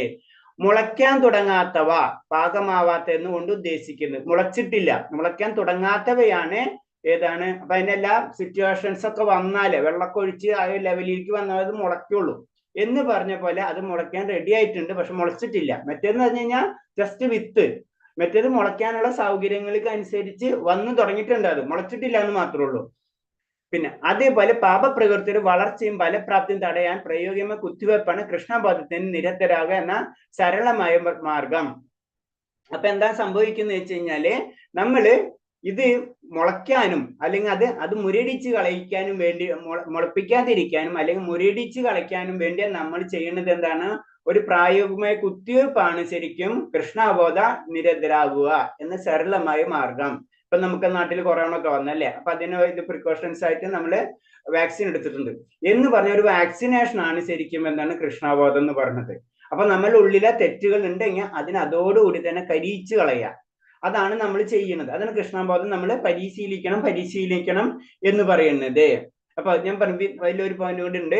വിത്ത് ഉൽപ്പാദിപ്പിക്കാൻ തയ്യാറായിരിക്കുന്നവ എന്ന് സംസ്കൃതത്തിലെ കൂടം എന്ന ശബ്ദം കൊണ്ടാണ് അർത്ഥം. അതായത് കൂടം എന്നുള്ളൊരു വേർഡ് ഉണ്ട്. കൂടം എന്ന് പറഞ്ഞു കഴിഞ്ഞാല് വിത്ത് ഉൽപ്പാദിക്കാൻ തയ്യാറായിരിക്കുന്ന എന്നാണ്. അതായത് നമ്മൾ ആദ്യം തന്നെ വിത്ത് ഉൽപ്പാദിപ്പിക്കണമെങ്കിൽ തന്നെ അതിനനുസരിച്ചുള്ള ഒരു സിറ്റുവേഷൻ നമുക്ക് ക്രിയേറ്റ് ആവണം. അതിനാണ് കൂടം എന്ന് പറയുന്നത്. അപ്പൊ ആദ്യം വിത്ത്, പിന്നെ നമ്മൾ പറഞ്ഞു ആദ്യം ഫലപ്രാപ്തിയിൽ എത്താത്തത്, പിന്നെ വെത്തായി കിടക്കുന്നത്, പാകമായി കഴിഞ്ഞത്, മിക്കവാറും പാകമായത്, ഇങ്ങനെ 4 തരം പാപകർമ്മങ്ങൾ ഉണ്ടെന്ന് പത്മപുരാണത്തിൽ പറയുന്നു. ഏത് ലെവലിലാണെങ്കിലും, അത് വിത്തായി കിടന്നാലും ഫലപ്രാപ്തിയായി കഴിഞ്ഞാലും എന്ത് ലെവലിലാണെങ്കിലും കൃഷ്ണാബോധം ഉണ്ടെങ്കിൽ അതെന്താണ്, അത് കരിയിച്ച് കളയാനുള്ള പവർ ഉണ്ട്, ഭഗവാന്റെ ശക്തി. അതാണ് നമ്മൾ വിത്തായി കിടന്നാലും ഏതാണെന്നല്ല, ഏതിനെയും കരിയിച്ച് കളയാനുള്ള ശക്തി ഭഗവാനുണ്ട്. അതാണ് ഭഗവാന് മുകുന്ദൻ. ബാക്കിയുള്ള ദേവതകൾക്ക് അത് അങ്ങോട്ടും ഇങ്ങോട്ടും വേണമെങ്കിൽ കുറച്ചൊന്ന് മാറ്റി വെക്കാം എന്നല്ലാതെ, നമ്മൾ ചില അസുഖങ്ങൾ വരുമ്പോൾ ചില മരുന്നുകൾ എന്താണ് നമുക്കറിയാം, മരുന്നുകൾ കഴിക്കുമ്പോൾ അസുഖം മാറല്ല, വലിയ പനി വരുമ്പോഴൊന്നും അറ്റ്ലീസ്റ്റ് പാരസെറ്റമോള് കഴിക്കണ പോലെ തന്നെ. പക്ഷെ ആ പനീനൊന്നും അങ്ങോട്ട് മാറ്റി വെക്കാം, അതിന്റെ റൂട്ട് അത് നമുക്കറിയില്ല. അത് കറക്റ്റ് ആയിട്ട് ഡോക്ടറെ കണ്ട് കറക്റ്റ് മരുന്ന് കഴിച്ചാലോ അത് മാറും. അപ്പൊ കറക്റ്റ് മരുന്ന് എന്ന് പറഞ്ഞാണ് ശരിക്കും കൃഷ്ണാവബോധം എന്ന് പറയുന്നത്. വൈദികമായ അനുഷ്ഠാനങ്ങൾ, ദാനധർമ്മങ്ങൾ എന്നിവ കൊണ്ട് താൽക്കാലികമായ പാപകർമ്മങ്ങൾ ഒഴിവാക്കുന്നതുള്ളൂ. അടുത്ത നിമിഷം തന്നെ അയാൾ പാപകർമ്മത്തിൽ ഏർപ്പെടാം. അപ്പൊ എന്താണ് നമ്മൾ എന്തുകൊണ്ടാണ് വൈദിക അനുഷ്ഠാനങ്ങൾ നമ്മൾ ചെയ്യണം എന്ന് പറയേണ്ട ഒരു കാരണം അതാണ്. കാരണം ഇത് ചെയ്യുമ്പോൾ എന്താണ്, നമുക്ക് ഇങ്ങനത്തുള്ള പാപകർമ്മങ്ങളിൽ നിന്ന് പിന്തിരിയാനുള്ള ഒരു വാസന നമ്മളിലേക്ക് വന്നുകൊണ്ടിരിക്കും. അപ്പൊ വരാനുള്ള സാധ്യത കുറവാണ്. പക്ഷെ എന്നാൽ വീണ്ടും എന്താണ്, നമുക്ക് അങ്ങനെ ഒരു അവസരം കിട്ടിയെന്ന് വെച്ചാൽ പാപകർമ്മങ്ങൾ വീണ്ടും നമ്മൾ ചെയ്തു പോകാനുള്ള സാധ്യതയുണ്ട്. അതാണ് പറഞ്ഞത്, അടുത്ത നിമിഷം തന്നെ അയാൾ പാപകർമ്മത്തിൽ ഏർപ്പെടാം. അതാണ് നമ്മൾ ആനയുടെ കുളിയൊക്കെ പറയുന്നത്. നമുക്ക് എന്താ പറയുക, ആന അല്ലാതെ കുടിച്ചു ശുദ്ധിയായി വീണ്ടും അതിനനുസരിച്ച് പുറത്തേക്ക് പോകുമ്പോ വീണ്ടും ആയ ലോകത്തിന് ആന ചെല്ലണം അല്ലെ, പൊടിപടലും ആയ പൊടി മണ്ണ് കാണുമ്പോൾ വീണ്ടും എടുത്ത് മണ്ണ് ശരീരത്തിൽ ഇടാൻ തോന്നുന്നതിന്. എന്നിട്ട് പറഞ്ഞ പോലെ നമ്മൾ എത്ര കാര്യങ്ങൾ ചെയ്താലും പുറത്തേക്ക് ഇറങ്ങുമ്പോൾ നമ്മൾ വീണ്ടും ആയ ഭൗതിക ലോകത്തിൽ പെടുന്നത് കാരണം കൊണ്ട് വരാനുള്ള സാധ്യത നമ്മളൊക്കെ കൂടുതലായിരിക്കും. അതിന് അടുത്ത നിമിഷം തന്നെ അയാൾ പാപകർമ്മത്തിലെ ഏർപ്പെടും എന്ന് പറയുന്നത്. മിഥ്യാഭിമാനം മനുഷ്യനെ ഭൗതിക അസ്തിത്വമായി കെട്ടിവരിഞ്ഞു നിർത്തുന്നു. അതിന് മിഥ്യാഭിമാനത്തിൽ നിന്നും ഒപ്പം ഭൗതിക പ്രവർത്തനങ്ങളിൽ നിന്ന് മുക്തി നേടാൻ കൃഷ്ണാപദത്തിൽ സദാ ഏർപ്പെടുക എന്നത് ഓരോരുത്തരുടെയും പവിത്രമായ ധർമ്മമാണ്. അപ്പൊ മിഥ്യാഭിമാനം നമ്മൾ എന്താണ്, നമുക്ക് അഭിമാനം വേണം. നമുക്ക് മിഥ്യാഭിമാനം ഇല്ലാത്ത അഭിമാനമാണ് നമ്മൾ നടത്തുന്നത്. കാരണം എന്ന് വെച്ചാൽ അതാണ് ഭൗതിക അവസ്ഥ എന്ന് പറയുന്നത്. നമ്മളെ കെട്ടിവരും, നമ്മളെ ബദ്ധാത്മാവ് തന്നെയാണ് പറഞ്ഞത് അല്ലെ. ബന്ധനം നമുക്കുണ്ട്. അതാണ് നമ്മളെ കെട്ടിട്ടിരിക്കാന്ന് പറയാം. കെട്ടിനഴിക്കാൻ ആർക്കേ പറ്റുള്ളൂ? നമുക്ക് നമ്മളെ പിടിച്ച് കെട്ടിട്ട് കഴിഞ്ഞാൽ നമുക്ക് സ്വന്തമായിട്ട് നമുക്ക് അഴിക്കാൻ പറ്റില്ല അല്ലെ. നമുക്ക് അഴിക്കാൻ പറ്റുന്ന ഒരാളെ സഹായം വേണം. അതാണ് ഗുരുനാഥൻ എന്ന് പറയുന്നത്, സിമ്പിൾ ആയിട്ട് പറഞ്ഞു. അപ്പൊ ഗുരുനാഥനാണ് നമ്മളെ കെട്ടുകൾ അഴിച്ചു തരുന്നത്. അതാണ് നമ്മൾ ഗുരുവിനെ ആശ്രയിക്കണം എന്ന് പറയുന്നത്. നമുക്ക് അറിയില്ല എങ്ങനെ അഴിക്കണം എന്ന്. ഗുരുനാഥനാണ് അത് അഴിച്ചു തരുന്നത്. അപ്പൊ നമ്മളെ ഭൗതിക അസ്തിത്വത്തിൽ കെട്ടിവരിഞ്ഞു നിർത്തുന്നു. മിഥ്യാഭിമാനത്തിൽ നിന്നും ഭൗതിക പ്രവർത്തനങ്ങളിൽ നിന്നും മുക്തി നേടാൻ നമ്മളെ ഭൗതിക പ്രവർത്തനങ്ങളിൽ നിന്നും നമ്മളെ ഞാനാണ് എന്തോ എന്നുള്ള, അല്ലാതെ എന്റെ കൺട്രോളാണ്, എന്റെ കൺട്രോളിൽ ഒന്നുമില്ല അല്ലെ. ഞാൻ പലപ്പോഴും പറഞ്ഞു, നമ്മളെ കയ്യിൽ ഒന്നുമില്ല. നമ്മളെ ശരീരം എന്ന് പറയുന്നത് പഞ്ചഭൂത നിർമ്മിതമാണ്, അല്ലെങ്കിൽ പഞ്ചഭൂതത്തിൽ നിന്ന് കടമെടുത്തിട്ടുള്ള കാര്യമാണ്. അതേപോലെ തന്നെ നമ്മളെ ആത്മാവും അതെന്താ, അതും ഭഗവാനായിട്ട് നേരിട്ട് കണക്ഷൻ ഉള്ളതാണ്. അല്ലാണ്ട് നമ്മുടേതായ നമ്മളൊക്കെയില്ല ഞാൻ എല്ലാതും ത്യജിച്ച് നിന്നും. അതിന് പറഞ്ഞത് ഒരു ഭക്തനെ സംബന്ധിച്ച് അങ്ങനത്തെ ഒരു ചിന്ത വരുന്നില്ല. എനിക്കത് വേണം, ഞാൻ അത് ത്യജിച്ചു എന്നുള്ള ഒരു ചിന്ത ഒരിക്കലും ഒരു ഭക്തനെ സംബന്ധിച്ച് വരില്ല എന്ന് പറഞ്ഞത്. കാരണം ആ വ്യക്തിക്ക് അറിയാം എന്റെ കയ്യിലൊന്നുമില്ല, ഞാൻ എന്ന് പറഞ്ഞത് ഭഗവാന്റെ ഒരു പാർട്ടാണ്. അത് ആ ഭഗവാനായിട്ട് കണക്ഷൻ ചെയ്യാം എന്നുള്ള മനസ്സിലെപ്പോഴും ഒരു ഭക്തൻ ഉണ്ടാവും എന്നാ പറയുന്നത്. അല്ലാണ്ട് വേറൊന്നും ഉണ്ടാവില്ല. അത് സത്യാണല്ലോ. പിന്നെ അതിൽ ഞാൻ ഇന്നലെ നമ്മുടെ വാവായിരുന്നല്ലോ, വാവിനെ പറ്റി ജസ്റ്റ് അതിനോട് ബന്ധപ്പെടുത്തി ഞാനൊരു കാര്യം കൂടെ പറയാം. ഇന്നലെ നമ്മള് അതിനെപ്പറ്റി പറയുമ്പോ നമുക്കറിയാം, ഭഗവതയിൽ അതിനോട് കൂടി ലിങ്ക് ചെയ്തിട്ട് ഒരു ശ്ലോകം തന്നെ ഉണ്ട് അല്ലെ. അർജുനൻ പറയുന്നുണ്ട്, സകാരോ നരക യൈവ കുലജ്ഞാനം കുലസ്യജ പദ്ധതി പിതരോഹേഷം ലുപ്ത പിണ്ടോദക ക്രിയ. ആവശ്യമില്ലാത്ത ജനവർദ്ധന ഉണ്ടായാൽ കുടുംബ പാരമ്യങ്ങളിൽ കളഞ്ഞു കുളിക്കുകയും ജീവിതം നരക തുല്യമാകുന്നു. അധപ്പതിച്ച കുടുംബങ്ങളിലെ പിതൃക്കൾ കാലം തോറും പിണ്ടമോ ഉദകക്രിയ കിട്ടാകയാൽ അധപ്പതിക്കും. അപ്പൊ നമ്മൾ എന്താണ് ശരിക്കും പിതൃക്കൾക്കും അതുപോലെ തന്നെ കാലം തോറുമുള്ള പിണ്ടം അത് നമ്മൾ കൊടുത്തിരിക്കണം എന്നാണ് ഇൻഡയറക്റ്റ് ആയിട്ട് അർജുനൻ ഇതിൽ പറയുന്നത്. അത് ആർക്ക് കൊടുക്കണ്ടെന്ന് പറയുന്നുണ്ട്. ആര് കൊടുക്കണ്ട? നമ്മള് ഭക്തിയുത സേവനം വളരെയധികം ചെയ്യുന്ന വ്യക്തികൾക്ക്, ദേവന്മാർക്കോ ഋഷികൾക്കോ ജീവജാലങ്ങൾക്കോ കുടുംബങ്ങൾക്കോ പിതൃക്കൾക്കോ മനുഷ്യർക്കോ എന്നിവരോട് യാതൊരു കടപ്പാടവും ഇല്ല. നമുക്ക് കടപ്പാടുള്ളത് ഭഗവാനോടാണ്. പക്ഷെ എന്താ, ഭഗവാനോട് കടപ്പാട് എത്താത്ത ലെവല് വരെയും നമുക്ക് ആരോട് കടപ്പാടുകളുണ്ട്? ദേവന്മാരോടും ഋഷിമാരോടും ജീവജാലങ്ങളോടും കുടുംബങ്ങളും പിതൃക്കൾ മനുഷ്യർ എന്നിവരോട് നമുക്ക് കടപ്പാടുകളുണ്ട്. അതെന്താ പറയുക, ഞാൻ എല്ലാതും പിന്നെ നമുക്ക് ഞാൻ എന്ന് പറഞ്ഞ വ്യക്തി മറ്റുള്ളവരായിട്ട് ബന്ധപ്പെട്ടിരിക്കണമല്ലോ. അതിൽ ഞാൻ എന്നുള്ള ഒരു വ്യക്തി ഇല്ല. എപ്പോ വരെ? ഭഗവാനായിട്ട് കണക്ട് ചെയ്യണത് വരെ. അതിന് സ്വധർമ്മം, നമ്മൾ എല്ലാ ധർമ്മങ്ങളും നമുക്ക് മാറ്റിമറിക്കാം. ഏത്? സർവധർമ്മം പരിത്യജ. അപ്പൊ ധർമ്മങ്ങളാണ് എടുത്തു കളയുന്നത്, അല്ലാണ്ട് അധർമ്മങ്ങളല്ല. നമ്മുടെ ഉള്ളിലുള്ള ഈ ധർമ്മങ്ങൾ, ദേവന്മാരോടും ഋഷിമാരോടും ജീവജാലം ഇവരോടൊക്കെ നമുക്ക് ചില ധർമ്മങ്ങളുണ്ട്, മനസ്സിലായി? ആ ധർമ്മങ്ങൾ നമ്മൾ ചെയ്തേ പറ്റൂ. ആ ധർമ്മങ്ങൾ എന്നും നമുക്ക് ചെയ്യാം. ഭഗവാനായിട്ട് അത്രയും കണക്ഷൻ എത്തുമ്പോ നമ്മൾ അതൊക്കെ വിടാം. ചെറിയ കുട്ടി അയ വാക്കർ കളയണ പോലെ അതേവരെ ഈ വാക്കർ കൊണ്ട് നടക്കണം. അതായത് ദേവന്മാരോടും ഋഷിമാരോടും ജീവജാലം കുടുംബങ്ങൾ പിതൃക്കൾ മനുഷ്യർ ഇവരോടൊക്കെ നമുക്ക് കടപ്പാടുകളുണ്ട്. അപ്പൊ എന്താ പറയുക, നമ്മൾ ഞാൻ എന്ന് പറഞ്ഞത് ഇതൊക്കെ ഇന്റർലിങ്ക് ആണ്.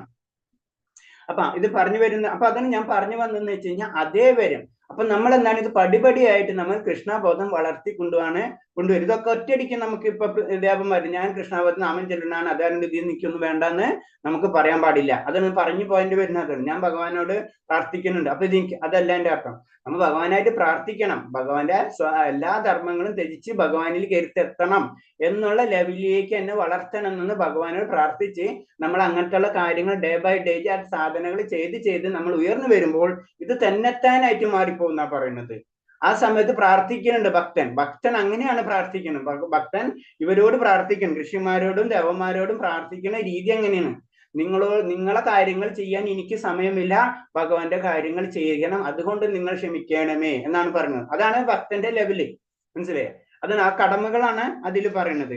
അപ്പൊ ഇതിൽ തന്നെ നമ്മൾ എന്താണ് പൃഥുക്കൾക്ക് എന്താണ് ഉദയക്രിയ ചെയ്യേണ്ട കാര്യങ്ങളടക്കം ഇൻഡയറക്റ്റ് ആയിട്ട് പ്രഭാത് സ്വാമി അതിൽ പറയണ എന്താണ്? അപ്പൊ രണ്ട് കാര്യം കമ്പാരിസൺ ആണ് അതിൽ കൂടെ നമുക്ക് പറഞ്ഞു തരുന്നത്. അതായത് വിഷ്ണു പൂജയാണ് ഉദയക്രിയ എന്ന് പറയുമ്പോൾ ഒരു വിഷ്ണു പൂജയാണ് നമ്മൾ ചെയ്യുന്നത്. അത് വിഷ്ണു പ്രസാദം കഴിച്ചാൽ സർവ്വപാപങ്ങളിൽ നിന്നും മോചനം ലഭിക്കും. അപ്പൊ പൃഥുക്കൾ ആരായാലും, അതായത് ചില പൃഥുക്കൾ പലതരത്തിലുള്ള പാപഫലങ്ങളാൽ കഷ്ടപ്പെടുകയായിരിക്കും. മറ്റു ചിലർ സ്ഥൂല ശരീരം ലഭിക്കാതെ സൂക്ഷ്മ ശരീരത്തിൽ പ്രേതരൂപേണ വർത്തിക്കാൻ നിർബന്ധിതമായി തീരുകയും ചെയ്യുന്നു. ഈ പ്രസാദോച്ഛിഷ്ടം പൃഥുക്കൾക്ക് അർപ്പിക്കുന്നത് കൊണ്ട് പ്രേതാവസ്ഥയിൽ മറ്റുള്ള ക്ലേശങ്ങളിൽ നിന്നും അവരെ മുക്തരാക്കുന്നതാണ്. പൃഥുക്കൾക്ക് അങ്ങനെ സഹായം ചെയ്യുന്നത് കുടുംബ പാരമ്പര്യമാണ്.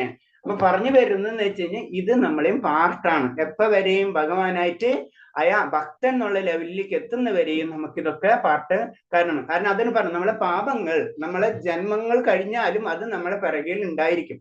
ഈവൻ നമ്മൾ അത്രയും വലിയ പാപങ്ങളാണ് ചെയ്തതെന്ന് വെച്ച് കഴിഞ്ഞാൽ നമുക്ക് അടുത്ത ജന്മം പെട്ടെന്നൊന്നും ലഭിക്കണമെന്നില്ല. നമ്മൾ വിചാരിക്കും അടുത്ത ജന്മം റെഡിയാണ്, ഞാൻ ഈ മരിച്ചു കഴിഞ്ഞാൽ അടുത്ത ജന്മം കിട്ടില്ല. അത് പ്രേതരൂപയാണ് നമ്മൾ അവിടെ കിടക്കുന്നത്. ഇങ്ങനെ നടന്നുകൊണ്ടിരിക്കും. ഒരു പർട്ടിക്കുലർ സമയം കഴിഞ്ഞാല് ആ ശരീരം തന്നെ നമുക്ക് ലഭിക്കുള്ളൂ. ഏതാണ് നമുക്ക് കിട്ടേണ്ടതെന്ന് വെച്ച് കഴിഞ്ഞാല് ആ സമയത്താണ് നമ്മൾ എന്ത് ചെയ്യുന്നത്? അവർക്ക് വേണ്ടിയിട്ടുള്ള പൂജകൾ ചെയ്യുന്നത്. അതിനാണ് പിന്തോഹക്രിയ എന്ന് പറയുന്നത്. അവരറിയാതെ ചെയ്തിട്ടുള്ള മുൻജന്മങ്ങളിൽ ചെയ്തിട്ടുള്ള പാപങ്ങൾ കൊണ്ടായിരിക്കും ഈ ജന്മം എന്ന് പറഞ്ഞാൽ അടുത്ത ജന്മം അവർക്ക് ലഭിക്കാത്തത്, ഒരു ശരീരം ലഭിക്കാത്തത്. ശരീരം ലഭിച്ചിട്ട് വേണം. അപ്പൊ ആ സമയത്താണ് അവർക്ക് കിട്ടുന്നതാണ് യാതന ശരീരങ്ങൾ. നമുക്ക് ശരീരം ലഭിച്ചാൽ കിട്ടുന്ന യാതനകളും ശരീരം ലഭിക്കാതെ കിട്ടുന്ന യാതനകളും ഉണ്ട്. അപ്പൊ ഈ രണ്ട് യാതനകളും ചിലപ്പോൾ അനുഭവിക്കേണ്ടി വരും. ചില ഇതെന്ന് പറഞ്ഞാൽ ആ യാതന ശരീരം ലഭിച്ചു കഴിഞ്ഞാൽ കുറെ യാതനകൾ അനുഭവിക്കാൻ റെഡി ആയിരിക്കും. ചിലത് നമുക്ക് ശരീരം ലഭിക്കാതെ തന്നെ നമുക്ക് അനുഭവിക്കേണ്ടി വരും. അതിനൊരു എക്സാമ്പിൾ ഞാൻ പറയാം, പെട്ടെന്ന് നമുക്ക് മനസ്സിലാവേണ്ട രീതിയിൽ. നമ്മൾ ഉറങ്ങുന്ന സമയത്ത് നല്ലൊരു സ്വപ്നം കണ്ടു, നമ്മൾ തീയിൽ വീഴുന്ന ശരിക്കും നമ്മൾ അനുഭവിക്കുകയാണ് അല്ലെ? പക്ഷെ നമ്മൾ പ്രാക്ടിക്കലായിട്ട് അനുഭവിക്കണം, കണ്ണു തുറക്കുമ്പോൾ ഇതൊന്നുമില്ല. അപ്പൊ അതേപോലെ തന്നെയാണ് ശരീരം ഇല്ലാതെയും ശരീരം ഉള്ളപ്പോഴും നമ്മൾ പലതരത്തിലുള്ള യാതനകൾ അനുഭവിക്കുന്നുണ്ട്. അപ്പൊ അവർക്ക് ആ ശരീരം ലഭിക്കാതെയും അവർക്ക് മോക്ഷം കിട്ടാതെയും അവർ നടക്കുകയായിരിക്കും. അപ്പൊ അത് നമ്മളെ വിഷ്ണു പൂജ നമ്മൾ ചെയ്യുന്നത്. പക്ഷെ എന്താ പറയുന്നത്? അത് തന്നെ വീണ്ടും പറയുന്നുണ്ട്. അതായത് ഭാഗവതത്തിൽ പറയുന്നുണ്ട്. കാരണം എന്ന് വെച്ച് കഴിഞ്ഞാല് ഇവരോട് ദേവന്മാരോടോ ഋഷിമാരോടോ ജീവജാലങ്ങൾ കുടുംബങ്ങൾ പൃഥുക്കൾ മനുഷ്യർ എന്നിവരോടും ഒരു കടപ്പാടുമില്ല. സർവധർമ്മ പരിത്യേജ മാമേഹ ശരണം വ്രജ. അവിടം വരെ എത്തുന്നവരെ, അവിടെ എത്തിക്കഴിഞ്ഞാൽ ഇവരോട് നമുക്ക് കടപ്പാടില്ല.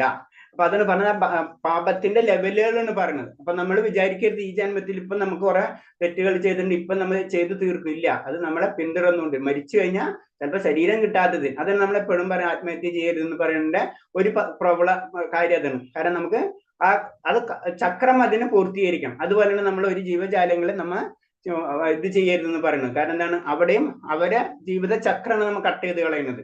അവർക്ക് അത് ജീവിത ചക്രം മുഴുവനാക്കാൻ പറ്റണില്ല, നമ്മളാണ് ചെയ്യുന്നത്. അതാണ് പ്രകൃതിയുടെ നിയമം. പ്രകൃതിക്ക് ചില ജീവജാലങ്ങൾക്ക് ഇന്നത് കഴിക്കാം ഇന്നത് കഴിക്കാൻ നിയമമുണ്ട്. അവർ അതിന്റെ പുലിക്ക് എന്തായാലും പുല്ല് തിന്നില്ല. പുലിനെ ഇതെന്ന് പറഞ്ഞു കഴിഞ്ഞാൽ അത് ഭക്ഷണം കഴിക്കാന്നുള്ളത്. അപ്പൊ ആ ഒരു ഭക്ഷണം അതാണ് പ്രകൃതി നിയമം. അതാണ് നമ്മൾ ഈ ശവാസുപനിഷത്ത് ഉണ്ടായിട്ടായിട്ട് പറഞ്ഞു. ഓരോരുത്തർക്കും മാറ്റി വെച്ചിട്ടുള്ള കാര്യങ്ങളാണ് ഓരോരും ഉപയോഗിക്കേണ്ടതെന്ന് പറയുന്നത്. അപ്പൊ നമ്മളാണെങ്കിലോ നമുക്ക് ഇഷ്ടമുള്ള കാര്യങ്ങൾ നമ്മൾ ചെയ്യണം. കാരണം നമുക്ക് വിവേചിക്കാനുള്ള ശക്തി തന്നിട്ടടക്കം നമ്മൾ തിരിച്ചാ ചെയ്യേണ്ടത്. അങ്ങനെ ചെയ്തു കഴിഞ്ഞാൽ അതിന്റെ ഫലം നമുക്ക് ലഭിച്ചിരിക്കും. അതാണ് ഈ പാപകർമ്മങ്ങൾ എന്ന് പറയുന്നത്. ആ പാപകർമ്മങ്ങൾ നമ്മൾ അനുഭവിച്ചേ മതിയാവൂ. അതും പറയുന്നത് എന്താണ്? സിമ്പിൾ ആയിട്ട് പറയുന്നുണ്ട്. ഒരു ജീവജാലിനെ നമ്മൾ ഇഷ്ടത്തിന് വധിക്കുകയാണെങ്കിൽ ആ ജീവജാലി നമ്മളെ വധിക്കും. അതാണ് നമ്മൾ പറയുന്നത്. അതിൽ പറയുന്നുണ്ടല്ലോ, ഒരു ഇത് പറയുന്നുണ്ട്, കൊന്ന പാപം തിന്നേ തീരുന്ന് പറയും. കൊന്ന പാപം തിന്നേ തീരുന്ന പറഞ്ഞു. അതായത് നമ്മൾ തിന്നാ തീരുന്നല്ല അതിന്റെ മീനിങ്. തിന്നേ തീരൂ, അതായത് നാളെ അത് അനുഭവിച്ചിരിക്കും എന്നാണ് നമ്മൾ അതിൽ പറയുന്നത്. ഇത് തന്നെയാണ് ഇതിനോടൊക്കെ ഇന്റർലിങ്ക് ചെയ്തിട്ടുള്ള വരുന്ന കാര്യങ്ങളാണ് അതൊക്കെ. അപ്പൊ അതാണ് പാപത്തിന്റെ ലെവൽ പറയുമ്പോൾ പറഞ്ഞാണ് അങ്ങനത്തെ കാര്യങ്ങള്. കൃഷ്ണബോധം പ്രസ്ഥാനത്തിന് ലോകത്തിൽ മുഴുവൻ ആകർഷിക്കാനും കൃഷ്ണബോധത്തിൽ ഓരോരുത്തർക്കും ആനന്ദം അനുഭവിക്കാനും കഴിയുന്നു. അപ്പൊ കൃഷ്ണബോധത്തിന്റെ പ്രസ്ഥാനം, കൃഷ്ണബോധം എന്ന് പറയുമ്പോൾ, കാരണം നമുക്കറിയാം ഭഗവാന്റെ കാര്യങ്ങൾ നമുക്ക് കേൾക്കുമ്പോ നമുക്ക് ആനന്ദം തന്നെയായിരിക്കും അല്ലെ. എത്ര കേട്ടാലും ഒരു ഭക്തന് മതി വരില്ല. അല്ലെങ്കിൽ തന്നെ ഒരു സാധാരണ രീതിയിൽ ജനറൽ ആയിട്ട് അതിനോട് ചെറിയെങ്കിലും ഒരു അറ്റാച്ച്മെന്റ് ഉള്ള ഒരു വ്യക്തിക്കാണെങ്കിൽ കൂടിയും എന്താണ് ഭഗവാന്റെ കാര്യങ്ങളും അങ്ങനത്തെ കാര്യങ്ങൾ കീർത്തനങ്ങൾ കേൾക്കുമ്പോഴും നമുക്ക് കൂടുതൽ ആകർഷത വന്നുകൊണ്ടിരിക്കും. അതാണ് അതിന്റെ പ്രത്യേകത. അതാണ് ലോകത്തെ മുഴുവൻ ആകർഷിക്കാൻ കഴിയും. അതിന് കൃഷ്ണ നമ്മൾക്ക് വേറൊരു വേർഡ് പോലെയല്ല കൃഷ്ണ. നമ്മൾ വേറൊരു വേർഡ് എടുത്തിട്ട് 10 പ്രാവശ്യം വേറെ ഒരു ഏതെങ്കിലും വേർഡ് എടുക്കുന്നു, John John John John John എന്ന് പറഞ്ഞാൽ നമുക്ക് വല്ല പ്രത്യേകത. പക്ഷെ കൃഷ്ണ കൃഷ്ണ എന്ന് പറയുമ്പോൾ തന്നെ അതിന്റെ ഒരു പ്രത്യേകത നമുക്ക് ഫീൽ ചെയ്യാൻ അറിയാം. അപ്പൊ അത് കൃഷ്ണബോധം അല്ലെങ്കിൽ കൃഷ്ണനെ എല്ലാവരും ആകർഷണ എന്ന് തന്നെയാണ് അതിന് വേടിന്റെ തന്നെ അർത്ഥം. അപ്പൊ കൃഷ്ണബോധത്തിൽ ഓരോരുത്തർക്കും ആനന്ദം അനുഭവിക്കാൻ, എല്ലാവർക്കും ആനന്ദം നൽകുന്നതാണ് കൃഷ്ണാവബോധം. മനുഷ്യവർഗത്തിലെ പുറമെ വൃക്ഷലതാദികൾക്കും മൃഗങ്ങൾക്കും അവ ആനന്ദം നൽകുന്നു. കാരണം അവയും ഈ പ്രസ്ഥാനത്തിലേക്ക് ആകർഷിക്കപ്പെടുന്നു. ഇവൻ നമ്മൾ മാത്രമല്ല എന്നാ പറയുന്നത്. കാരണം എല്ലാവരും ഉള്ളിൽ ആ ജീവാത്മാവ് ഉണ്ട് അല്ലെ. അപ്പൊ പലരും പല ലെവലിലാണ് മൂടിയിരിക്കുന്നത് മാത്രമേ ഉള്ളൂ. നമ്മൾ പറഞ്ഞിട്ടുണ്ട് ഭ്രൂണം, അതേപോലെ തന്നെ പൊടിയും തീയും പുകയും, അതേപോലെ തന്നെ കണ്ണാടി എന്നൊക്കെ പറഞ്ഞ ഒരു ഉദാഹരണങ്ങൾ നമുക്ക് പറഞ്ഞിട്ടുണ്ട്. എന്ന് പറഞ്ഞ പോലെ മായയുടെ ആവരണങ്ങൾ പല രീതിയിലായിരിക്കും പല വലിലും കൂടിയിട്ടുണ്ടാവുക. അപ്പൊ എല്ലാവരും ഉള്ളിൽ എന്തുണ്ട്? ആ ആത്മാവ്, ആ പരമാനന്ദം നിലനിൽക്കുന്നുണ്ട്. ആ പരമാനന്ദത്തിന് ചുറ്റും ഈ മാലിന്യങ്ങൾ നിലനിൽക്കുന്നത് കാരണം കൊണ്ടാണ് അത് കണക്ട് ചെയ്യാൻ പറ്റാത്തത്. അപ്പൊ എന്താണ്, നമുക്ക് കൃഷ്ണബോധം വരുമ്പോൾ എന്താണ്, ഇതിനെ പതുക്കെ പതുക്കെ കരിയിച്ചു കളയണാണ് പുറമേ ഉള്ള കാര്യത്തിനെ. അപ്പൊ പുള്ളി അത് തുറന്നു വരികയാണ്, കൂട് തുറക്കണ പോലെയാണ് ശരിക്കും സംഭവിക്കുന്നത്. അതാണ് ഇത് എത്രയേ ഇറങ്ങുന്നത് അത്രയും നമുക്ക് ഈ പ്യൂരിറ്റി കിട്ടുന്നുണ്ട്. അതിനുള്ളൊരു വെളിച്ചുണ്ട്, അതിനുള്ളൊരു കുറെ മഞ്ഞ പേപ്പറും കറുത്ത പേപ്പറും ഇങ്ങനെ ചുറ്റി. അപ്പൊ ഒരേ പേപ്പർ എടുത്ത് കളയുമ്പോൾ എന്താണ്, അതിനുള്ള വെളിച്ചം പുറത്തേക്ക് വരുന്നത് പോലെയാണ് സംഭവിക്കുന്നത്. അത് മൃഗങ്ങൾക്കായാലും വരും. അതാണ് നമ്മൾ പറഞ്ഞിട്ടുണ്ടത്. കാരണം മൃഗങ്ങൾ, നമ്മള് നാമം ജപിക്കുമ്പോ നമ്മളെ സൗണ്ട് കുറച്ചെങ്കിലും നമ്മൾ കൂട്ടി ജപിക്കാന്ന് പറഞ്ഞു. വളരെ സൈലന്റ് ആയിട്ട് നാമം ജപിക്കരുത്. നമ്മൾ കേൾക്കേണ്ട രീതിയിലായിരിക്കണം നമ്മൾ നാമം ജപിക്കേണ്ടത്. അതിന്റെ കാരണം എന്താണ്, നമ്മളെ ചുറ്റുപാടുള്ള നമ്മൾ അറിയാത്തായിട്ടുള്ള കുറെ ജീവജാലങ്ങൾക്കും തന്നെ അതൊരു ഗുണം തന്നെ കിട്ടുന്ന പറയുന്നത്. പ്രത്യേകിച്ച് നമ്മുടെ കുടുംബത്തിലാണെങ്കിൽ അതിന്റെ അർത്ഥം അവരെ ബുദ്ധിമുട്ടിക്കുന്നല്ല പറയുന്നത്. നമ്മള് കുറച്ചെങ്കിലും നമ്മൾ കേൾക്കേണ്ട രീതിയിൽ വരുമ്പോ അത്തരം സൗണ്ട് മറ്റുള്ളവർക്കും അത് കേൾക്കാൻ കഴിയും. സങ്കീർത്തന പ്രസ്ഥാനത്തിന്റെ പ്രചാരണത്തിനായി മധ്യഭാരതത്തിലൂടെ ധാരികണ്ഠ വനാന്തരത്തിലൂടെ സഞ്ചരിക്കുമ്പോൾ ചൈതന്യ മഹാപ്രഭു ഇതിനൊരു പ്രയോഗിക മാതൃക കാണിച്ചു തരുന്നുണ്ട്. അപ്പൊ സങ്കീർത്തന പ്രസ്ഥാനം നമ്മൾ ചൈതന്യ മഹാപ്രഭു, കാരണം ഈ ധാരികണ്ഠം എന്ന് പറഞ്ഞ വനാന്തരങ്ങളിൽ കൂടെ പോകുമ്പോൾ ഇതെങ്ങനെ സംഭവിച്ചെന്നു, അവിടെ എന്താണ്, കടുവ, ആന, മാൻ തുടങ്ങിയ കാട്ടുമൃഗങ്ങളൊക്കെ തന്നെ അതിന്റെ ശരീര രീതിയിൽ നൃത്തം ചെയ്ത് ഹരേ കൃഷ്ണ മന്ത്രം പാടി അദ്ദേഹത്തെ അനുഗമിച്ചിരുന്നു. അപ്പൊ എന്താണ്, ഭഗവാൻ പോണ സമയത്ത്, ചൈതന്യ മഹാപ്രഭു പോണ സമയത്ത് ഇതേപോലത്തെ കാട്ടുമാനിലെ ആനകളും അവരും പറയേ ആനന്ദ നിവൃത്തിയിൽ വന്നു എന്നാ പറയുന്നത്. അപ്പൊ അത്രയും ഇമ്പോർട്ടന്റ് ആണ് എന്താണ്, നാമജപം അല്ലെങ്കിൽ ഹരേ കൃഷ്ണ സങ്കീർത്തനം. അതാണ് ഭഗവാന്റെ കൃഷ്ണാവബോധം എന്ന് പറയുന്നത്.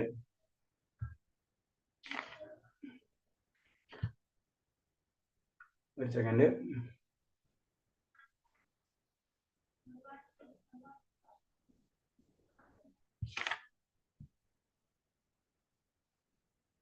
ഓക്കെ, പിന്നെ 3 തരം സുഖങ്ങളെ പറ്റി പറയുന്നുണ്ട്. 3 തരം സുഖങ്ങൾ. അതിൽ വരുന്നത് ഭൗതിക ആനന്ദത്തിൽ നിന്ന് കിട്ടുന്ന സുഖം, ബ്രഹ്മവുമായി ഐക്യത്തിൽ നിന്ന് ലഭിക്കുന്നത്, കൃഷ്ണ അവബോധത്തിൽ നിന്നും ലഭിക്കുന്നത്. നമ്മുടെ സുഖത്തിനെ 3ആയിട്ട് തിരിച്ചിട്ടുണ്ടെന്ന് പറയുന്നത്. ഒന്ന്, നമുക്കറിയാം ഭൗതിക അവസ്ഥയിൽ നമുക്ക് കിട്ടുന്ന ആനന്ദം ഉണ്ട്, നമുക്ക് ഒരു സന്തോഷം കിട്ടുന്നുണ്ട്. എന്തെങ്കിലുമൊക്കെ പല കാര്യങ്ങളും ചെയ്യുമ്പോൾ ചെറിയ ചെറിയ സന്തോഷങ്ങളൊക്കെ കിട്ടുന്നുണ്ട്, അതൊരു സുഖം തന്നെയാണ്. 2, ബ്രഹ്മമായിട്ടുള്ള ഐക്യത്തിൽ നിന്ന്, അതാണ് നമ്മള് ഇവര് പറയുന്നത് അവ്യക്തി ബ്രഹ്മചാരികൾ, അതായത് സായുജ്യ മുക്തി എന്നൊക്കെ പറയുന്നത്. അപ്പൊ ബ്രഹ്മമായിട്ടുള്ള ഐക്യം അതിൽ നിന്ന് അവർക്ക് കിട്ടുന്നുണ്ട്. പിന്നെ അടുത്തുനിന്ന് കൃഷ്ണ അവബോധത്തിൽ നിന്ന്, ഭഗവാന്റെ കൃഷ്ണനാണ് എല്ലാ, അതായത് സേവന മനോഭാവം അതിൽ നിന്ന് കിട്ടുന്നുണ്ട്. അങ്ങനെ 3 തരത്തിലുള്ള സുഖങ്ങൾ ഉണ്ടെന്ന് പറയുന്നത്. അപ്പൊ ചിലവരെന്താണ് അവർ ഭൗതിക ഇത് കിട്ടുന്ന ആനന്ദം, ആ സുഖത്തിൽ അവർ അവിടെ നിൽക്കും. അവർക്ക് അത് മാത്രമേ ഉള്ളൂ. വേറെ നമുക്കറിയാം, സാധാരണ ഇത് നമ്മളെല്ലാവരും കാണുന്നത് അത് തന്നെയാണ് അല്ലെ. എല്ലാവർക്കും അറിയാം, നമ്മളൊരു കാര്യം ചെയ്യുമ്പോൾ നമുക്ക് പല പല ചെറിയ ചെറിയ സന്തോഷങ്ങൾ നമുക്ക് ലഭിക്കുന്നത്. അവിടെ തന്നെ അവിടെ നിൽക്കാണ്, അതിന്റെ അപ്പുറത്തേക്ക് അവർ കടക്കണില്ല. അടുത്ത ലെവൽ എന്ന് പറയുന്നത് ബ്രഹ്മമായിട്ടുള്ള ഐക്യത്തിന്, അതാണ് ബ്രഹ്മവാദികളൊക്കെ പറയുന്നത്. അവരെന്താണ് ബ്രഹ്മമായിട്ട്, അതായത് ഇതിനപ്പുറത്തൊരു ആനന്ദം ഉണ്ടെന്ന് അവർക്ക് മനസ്സിലായി കഴിഞ്ഞ്, അതാണ് മായാവാദികളായാലും ആര്, അതായത് നമ്മളെ രീതിയിൽ പറയുന്ന എല്ലാ തരത്തിലുള്ള അതീന്ദ്രിയ ജ്ഞാനികൾ എന്ന് പറയാം. അവർക്ക് അടുത്ത ലെവലിലേക്ക് കടക്കാണ്. ഈ ഭൗതിക ആനന്ദമല്ല, അതിന്റെ അപ്പുറത്തൊരു ആനന്ദം ഉണ്ടെന്ന് മനസ്സിലാക്കുകയും അവര് സായുജ്യ മുക്തിയിലേക്ക് ശ്രമിക്കുകയും ആ സായുജ്യ മുക്തി കിട്ടുമ്പോഴും അവിടെ ഒരു സുഖം കിട്ടും. മൂന്നാമത്തതാണ് കൃഷ്ണാവബോധം. ഇതല്ല, അതിന്റെ അപ്പുറത്ത് ഒരു ആനന്ദം ഉണ്ടെന്നും ആ ആനന്ദമാണ് പരമമായ ആനന്ദം എന്ന് മനസ്സിലാക്കി അതിനു വേണ്ടി പ്രവർത്തിക്കുകയാണ് ചെയ്യുന്നത്. അതാണ് ഭക്തിയോഗം എന്ന് പറയുന്നത്. അതിൽ ഭക്തിയാണ് പരിപൂർണമായിട്ട് വരുന്നത്. അങ്ങനെ 3 തരം സുഖങ്ങളുണ്ട് എന്ന് പറഞ്ഞത്. തന്ത്രശാസ്ത്രത്തിൽ ശിവൻ പത്നിയായ സതിയോട് ഇങ്ങനെ പറയുന്നു: പ്രിയ ഗോവിന്ദന്റെ പാദപത്മങ്ങളിൽ ആത്മസമർപ്പണം ചെയ്ത് പരിശുദ്ധമായ കൃഷ്ണബോധം നേടിയ ഒരാൾക്ക് അവ്യക്തിഗതവാദികൾ ആഗ്രഹിക്കുന്ന എല്ലാ പൂർണ്ണതകളും നൽകാം. അതിനു പുറമെ ശുദ്ധഭക്തന്മാർ അനുഭവിക്കുന്ന പരമാനന്ദവും അയാൾക്ക് ലഭിക്കുന്നു. അപ്പൊ അതിലെ ഒരു ഉദാഹരണം പറയണം. തന്ത്രശാസ്ത്രം എന്ന് പറയുമ്പോ ശിവൻ സതിയോട് പറയുന്ന ഒരു കാര്യമാണ്. കാരണം ഭഗവാനെ പറ്റി, ഭഗവാന്റെ പദപത്മങ്ങൾ ആ ആത്മസമർപ്പണം ചെയ്ത വ്യക്തികൾക്ക് എന്താണ് എല്ലാ അവ്യക്തിവാദികൾ, അപ്പൊ ബ്രഹ്മസാക്ഷാത്കാരം അതും കിട്ടും. ഓട്ടോമാറ്റിക് ആയിട്ട് എന്താണ് പരിശുദ്ധൻ ആയ പരമാനന്ദവും അയാൾക്ക് ലഭിക്കുന്നു. അപ്പൊ അതീന്ദ്രയുടെ ഏറ്റവും ടോപ്പ് ലെവലാണ് എന്താണ് ഭക്തിയുത സേവനം എന്ന് പറയുന്നത്. അപ്പൊ ആ ഒരു ഭക്തൻ എന്ന് പറഞ്ഞാൽ ആ ഭക്തൻ എന്താണ് എല്ലാതും കിട്ടും അവിടെ. കാരണം എന്ന് വെച്ചാൽ നമുക്കറിയാം, ഈ സായുജ്യത്തിൽ കൂടെ കടന്നിട്ടാണ് ഭഗവാൻ സാക്ഷാത്കാരത്തിലേക്ക് നമുക്ക് എത്തുന്നത്. അപ്പൊ ഈ വഴിയിലുള്ളതും കിട്ടും, ആ വഴിയിലുള്ളതും കിട്ടും എന്നാ പറയുന്നത്. മായാവാദി സന്യാസിമാർ പലരും അവർ പണ്ഡിതന്മാരും സാക്ഷാത്കാരത്തിന് അടുത്തെത്തിയവരുമാണ്. രാഷ്ട്രീയമോ സാമൂഹികമോ ക്ഷേമപരങ്ങളിൽ ആയ പ്രവർത്തനങ്ങളിലും ഏർപ്പെടാറുണ്ട്. അപ്പൊ മായാവാദി സന്യാസികൾക്കുള്ള കുഴപ്പമാണ് പറയുന്നത്. അവര് ചിലപ്പോ ആ സാക്ഷാത്കാരത്തിന് വരെ എത്തിയിട്ടുണ്ടാവും. ഏതാണ് ഇവൻ ബ്രഹ്മസാക്ഷാത്കാരത്തിന്റെ ലെവലിലേക്കും അവര് എത്തിയിട്ടുണ്ടാവും. പക്ഷെ അവരെന്താണ് ചിലപ്പോ താഴത്തേക്ക് ഇറങ്ങാനുള്ള സാധ്യത കൂടുതലാണ്. അവിടെ അവർ സന്തോഷമല്ല അന്വേഷിക്കുന്നത് ഓട്ടോമാറ്റിക്കായിട്ട്. അപ്പൊ ബ്രഹ്മസാക്ഷാത്കാരത്തിൽ എത്തിക്കഴിഞ്ഞാലും അവര് ചിലപ്പോ തോന്നും ഭൗതികമായിട്ടുള്ള സന്തോഷത്തിലേക്കും അവര് ഡൈവേർട്ട് ചെയ്യാം. അതാണ് രാഷ്ട്രീയമോ സാമൂഹിക ക്ഷേമപരമായ പ്രവർത്തനങ്ങളിൽ ഏർപ്പെടാറുണ്ട് എന്ന് പറയുന്നത്. അത്യന്തികമായ അതീന്ദ്രിയ സുഖാനുഭൂതി അവർക്ക് അവ്യക്തിഗത ബോധത്തിൽ നിന്ന് ലഭിക്കുന്നില്ല എന്നാണ് ഇതിന് കാരണം. എന്തുകൊണ്ടാണ് അവര് താഴത്തേക്ക് ഇറങ്ങി പോരുന്നത്? കാരണം അവർക്ക് ആനന്ദം കിട്ടുന്നുണ്ട്, ബ്രഹ്മ സാക്ഷാത്കാരത്തിൽ കിട്ടുന്നുണ്ട്. പക്ഷെ എന്നാലും അവരെന്തെങ്കിലും ഒരു കുറവ് അവർക്ക് ഫീൽ ചെയ്യുന്നത് കാരണം കൊണ്ടാണ് അവരെ പരമമായ ആനന്ദം അപ്പോഴും അവർക്ക് ലഭിച്ചിട്ടില്ല. അത് കാരണം കൊണ്ടാണ് ചിലപ്പോൾ അവർ വഴിതെറ്റി വീണ്ടും ഈ താഴത്തേക്ക് വീഴുന്നത്. കാരണം അവരെ സമ്പ്രദായങ്ങൾ അവിടത്തോളം പഠിപ്പിച്ചിട്ടുള്ളൂ. ചില സ്കൂളിൽ പറഞ്ഞിട്ടുണ്ടാവുമല്ലോ, നമുക്കറിയാം അവരെ 10th വരെ ഉണ്ടാവുള്ളൂ, ചിലത് 5th വരെ ഉണ്ടാവുള്ളൂ. അങ്ങനെ പറഞ്ഞ പോലെ അവർക്ക് അത് കഴിഞ്ഞ് പിന്നെ എന്താ ചെയ്യണമെന്ന് അറിയില്ല. അതിനൊരു ഇൻസ്ട്രക്ഷൻ കൊടുക്കാൻ ആരില്ലെങ്കിൽ ഒരു വീട്ടില് 5ാം ക്ലാസ് വരെയുള്ള ഒരു സ്കൂളുണ്ട് നമ്മളെ അടുത്ത് നിൽക്കുക. അപ്പൊ അവനെന്താ 5ാം ക്ലാസ് വരെ പഠിക്കുള്ളൂ എന്ന് പറഞ്ഞ പോലെ തന്നെ അത് കഴിഞ്ഞിട്ടുള്ളത് എന്താണെന്ന് പറഞ്ഞു കൊടുക്കാനുള്ളത് അത് അറിയാനും പറഞ്ഞു കൊടുക്കാനല്ല, അത് അറിയാനും ആഗ്രഹമില്ലാത്ത വ്യക്തികൾ എന്നാണ് ചിലപ്പോൾ വീണ്ടും താഴത്തേക്ക് വരാനുള്ള സാധ്യതയുണ്ട്. അതാണ് പറഞ്ഞ അത്യന്തികമായ അതീന്ദ്ര സുഖാനുഭൂതി അവർക്ക് അവ്യക്തിഗത ബോധത്തിൽ നിന്ന് ലഭിക്കുന്നില്ല എന്നാണ് ഇതിന്റെ കാരണം. അതുകൊണ്ട് അവർ ഭൗതിക വിധാനത്തിൽ ഇറങ്ങി വന്ന് ലൗകിക കാര്യങ്ങളായി ബന്ധപ്പെടാൻ ശ്രമിക്കുന്നു. അപ്പൊ എന്താണ് അവര് വീണ്ടും ഭൗതിക തലത്തിലേക്ക് വീഴാം, വീണ്ടും ലൈംഗികമായിട്ടുള്ള കാര്യങ്ങളിൽ ഏർപ്പെടാം. നമ്മളിപ്പോ ഇപ്പോഴും നമുക്കറിയാം പല സന്യാസി വര്യന്മാരും താഴത്തെ ലെവലിൽ വന്ന് അവർ സാമൂഹികമായിട്ടുള്ള കാര്യങ്ങളൊക്കെ അവർ ചെയ്യുന്നുണ്ട് അല്ലെ, ശ്രദ്ധിച്ചാൽ അറിയാം. പക്ഷെ അതെന്തുകൊണ്ടാണ് നമുക്കൊരു സന്തോഷം ഇതിൽ നിന്ന് കിട്ടുന്നുണ്ട്, അതല്ലേ ഭൗതിക കാര്യങ്ങളിൽ അവർക്ക് ഇടപെടുന്നത്. അപ്പൊ അതും ഒരു സന്തോഷമാണ് അവർക്ക് ഫീൽ ചെയ്യണം. അതാണ് അൾട്ടിമേറ്റ്. അതാണ് നമ്മളെ ബ്രഹ്മസാക്ഷാത്കാരം. അത് അവ്യക്തിഗത ലെവലിലേക്ക് നമ്മൾ പോകരുതെന്ന് പറഞ്ഞു. അതിലേക്ക് വീണ്ടും നമ്മൾ താഴത്തേക്ക് വീഴാനുള്ള സാധ്യതയുണ്ട്. പക്ഷെ എന്തിരുന്നാലും അത് ബെറ്റർ ആണ്. കമ്പാരിറ്റീവ്ലി സാധാരണ ജനങ്ങളൊക്കെ വെച്ച് നോക്കുമ്പോൾ അവർ അത്ര ഹയർ ലെവലിലുള്ള വ്യക്തികൾ തന്നെയാണ്. അവരതിന് വെച്ച് ഉയർത്താനൊന്നുള്ളതല്ല. പക്ഷെ ഇങ്ങനെ ഒരു കാര്യങ്ങളുണ്ട്. അതായത് ഒന്നും കൂടെ നമുക്ക് ഭക്തി ഇങ്ങനെ തിരിച്ച് പറഞ്ഞ് മനസ്സിലാക്കി തരാണ് രൂപഗോസ്വാമി. കൃഷ്ണാവബോധത്തിലുള്ള ഒരു വ്യക്തി ഒരിക്കലും ഒരു തരത്തിലുള്ള ഭൗതിക തലത്തിലേക്ക് ഇറങ്ങേണ്ടി വരില്ല. അവ എത്ര തന്നെ ആവശ്യമോ ആകർഷമോ ആയാലും ഒരു ഭൗതിക പ്രവർത്തനമോ ആത്മീയ പ്രവർത്തനത്തോട് താരതമ്യപ്പെടുത്താനതല്ലെന്ന് അയാൾക്കറിയാം. അപ്പൊ അതിന്റെ കാര്യം അതാണ്. ഒരു കറക്റ്റ് ഒരു ഭക്തനായി കഴിഞ്ഞാൽ ആ ആനന്ദം അയാൾ അനുഭവിക്കുകയാണ് ശരിക്കുന്നത്. അപ്പൊ ആ ആനന്ദം വെച്ച് നോക്കുമ്പോ ഭൗതികതമോ രാഷ്ട്രീയമായിട്ടുള്ള കാര്യങ്ങളോ സാമൂഹികപരമായിട്ടുള്ള കാര്യങ്ങളിലോ ചേർന്ന് കഴിഞ്ഞാല് അതിനേല് എത്രയോ മടങ്ങ് അധികമാണ് ശരിക്കും ആ വ്യക്തിക്ക് ആനന്ദം എന്ന് ആ വ്യക്തി മനസ്സിലാക്കും. അയാൾക്ക് അറിയാൻ പറ്റും. അത് കാരണം കൊണ്ട് ആ വ്യക്തി താഴത്തേക്ക് ഇറങ്ങി വരില്ല. നമ്മൾ 12-ാം അധ്യായത്തില് പഠിക്കുന്നുണ്ട്. അത് നമ്മള് പറയുന്നുണ്ട്, പലതരം ലെവലുകൾ പറയുന്നുണ്ട് അല്ലെ. ഒരു ഭക്തന്റെ ലെവല്, അത് ആ ഭക്തന് അതേ ലെവല് ചെയ്യാൻ പറ്റില്ലെങ്കിൽ നമ്മൾ എന്താ പറയുന്നത്, അങ്ങനെ പല ലെവലുകളിൽ പറയുമ്പോ ഒരു ലെവലാണ് സിമ്പിൾ ആയിട്ട് പറയുന്നത് എന്താണ് ഇത് പറയുന്നത്, അതായത് ജീവകാരുണ്യ പ്രവർത്തനങ്ങളൊക്കെ ചെയ്യാൻ പറയുന്നുണ്ട് അല്ലെ. ഒന്നും ചെയ്യാൻ പറ്റാത്ത വ്യക്തികളാണ് ജീവകാരുണ്യ പ്രവർത്തനങ്ങളൊക്കെ ചെയ്യാൻ പറ്റുന്നത്.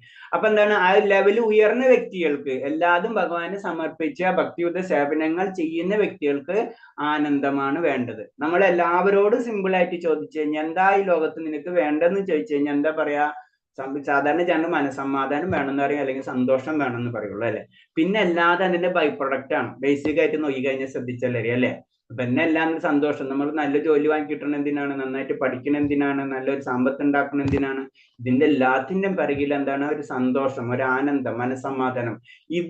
ഇതാണ് അന്വേഷണം എല്ലാവരും. അപ്പൊ ഭക്തിയിൽ നമുക്ക് അറ്റ്ലീസ്റ്റ് നമുക്ക് കിട്ടുന്നത് എന്താണ്, ആ ആനന്ദമാണ് ലഭിക്കുന്നത്. ആ ആനന്ദം, പരമമായിട്ട് ആനന്ദം നമുക്ക് ലഭിച്ചു കഴിഞ്ഞു കഴിഞ്ഞാൽ ഇതിന്റെ അപ്പുറത്തൊരു ആനന്ദം ഇല്ല എന്ന് നമുക്ക് മനസ്സിലായി കഴിഞ്ഞാൽ വേറെ ഒന്നിലും നമുക്ക് ശ്രദ്ധയുണ്ടാവില്ല. അതാണ് ഭക്തി, അതാണ് ഭക്തൻ.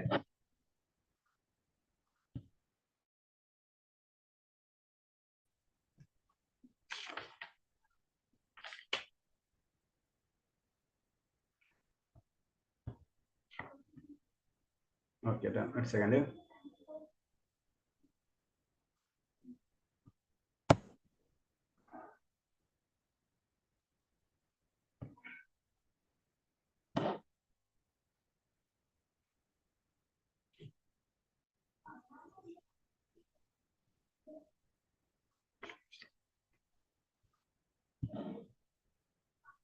പിന്നെ അടുത്തത് ഒരു യഥാർത്ഥ യോഗി. ഇപ്പൊ നമ്മൾ ഭക്തൻ, യോഗി, ഭൗതികവാദി എന്ന് 3 ജനറൽ കാറ്റഗറി നമ്മൾ ഡിസ്കസ് ചെയ്തത്. അതായത് ഭൗതികവാദികൾ എന്ന് പറയുമ്പോൾ അവനൊരു ആനന്ദം, ഒരു സന്തോഷമൊക്കെ കിട്ടുന്നുണ്ട്, പക്ഷെ അത് ലിമിറ്റഡ് ആയിരിക്കും. അതേപോലെ തന്നെ യോഗി, അതായത് ആ വ്യക്തിഗത ബ്രഹ്മവാദികൾ എന്നൊക്കെ പറയാം. അവർക്ക് ബ്രഹ്മജ്യോതിയിലൊക്കെ അവർ ലയിക്കും, അവർക്ക് കിട്ടുന്ന ഒരു സുഖവും സന്തോഷമൊക്കെ ഉണ്ട്. അടുത്തുനിന്നാണ് ഒരു ഭക്തൻ, അതായത് പരമമായ ആനന്ദം ലഭിക്കുന്നത്. അപ്പൊ 3 പേർക്ക് 3 കാര്യങ്ങളാണ്. ഇപ്പൊ ഇതേപോലെ തന്നെ യോഗിയുടെ തലത്തിലേക്ക് ഉയരുമ്പോഴും അവർക്ക് പല പല യോഗസിദ്ധികൾ അവർക്ക് ലഭിക്കുന്ന പറയുന്നത്. അതിൽ 8 എണ്ണമാണ്, 8 യോഗസിദ്ധികൾ വരെയും അവർക്ക് ലഭിക്കും. യോഗികൾക്ക് 8 നമുക്കറിയാം, പല യോഗിവര്യന്മാരും നമ്മൾ പറഞ്ഞിട്ടുണ്ട്, അവർക്ക് കുറെ യോഗസിദ്ധികൾ അവർക്ക് ലഭിച്ചിരിക്കും. അപ്പൊ അതിൽ പറഞ്ഞ 8 തരത്തിലുള്ള യോഗസിദ്ധികൾ ലഭിക്കും എന്ന് പറയുന്നത്. അതിൽ ഒരു യോഗസിദ്ധി എന്ന് പറഞ്ഞാൽ അണിമ എന്ന് പറയുമ്പോ അവർക്ക് ഒരു കല്ലിനുള്ളിൽ പോലും കടക്കാൻ പാകത്തിൽ ഏറ്റവും സൂക്ഷ്മ രൂപം കൈക്കൊള്ളാനാകുന്നതാണ് ഈ സിദ്ധിയുടെ സവിശേഷത.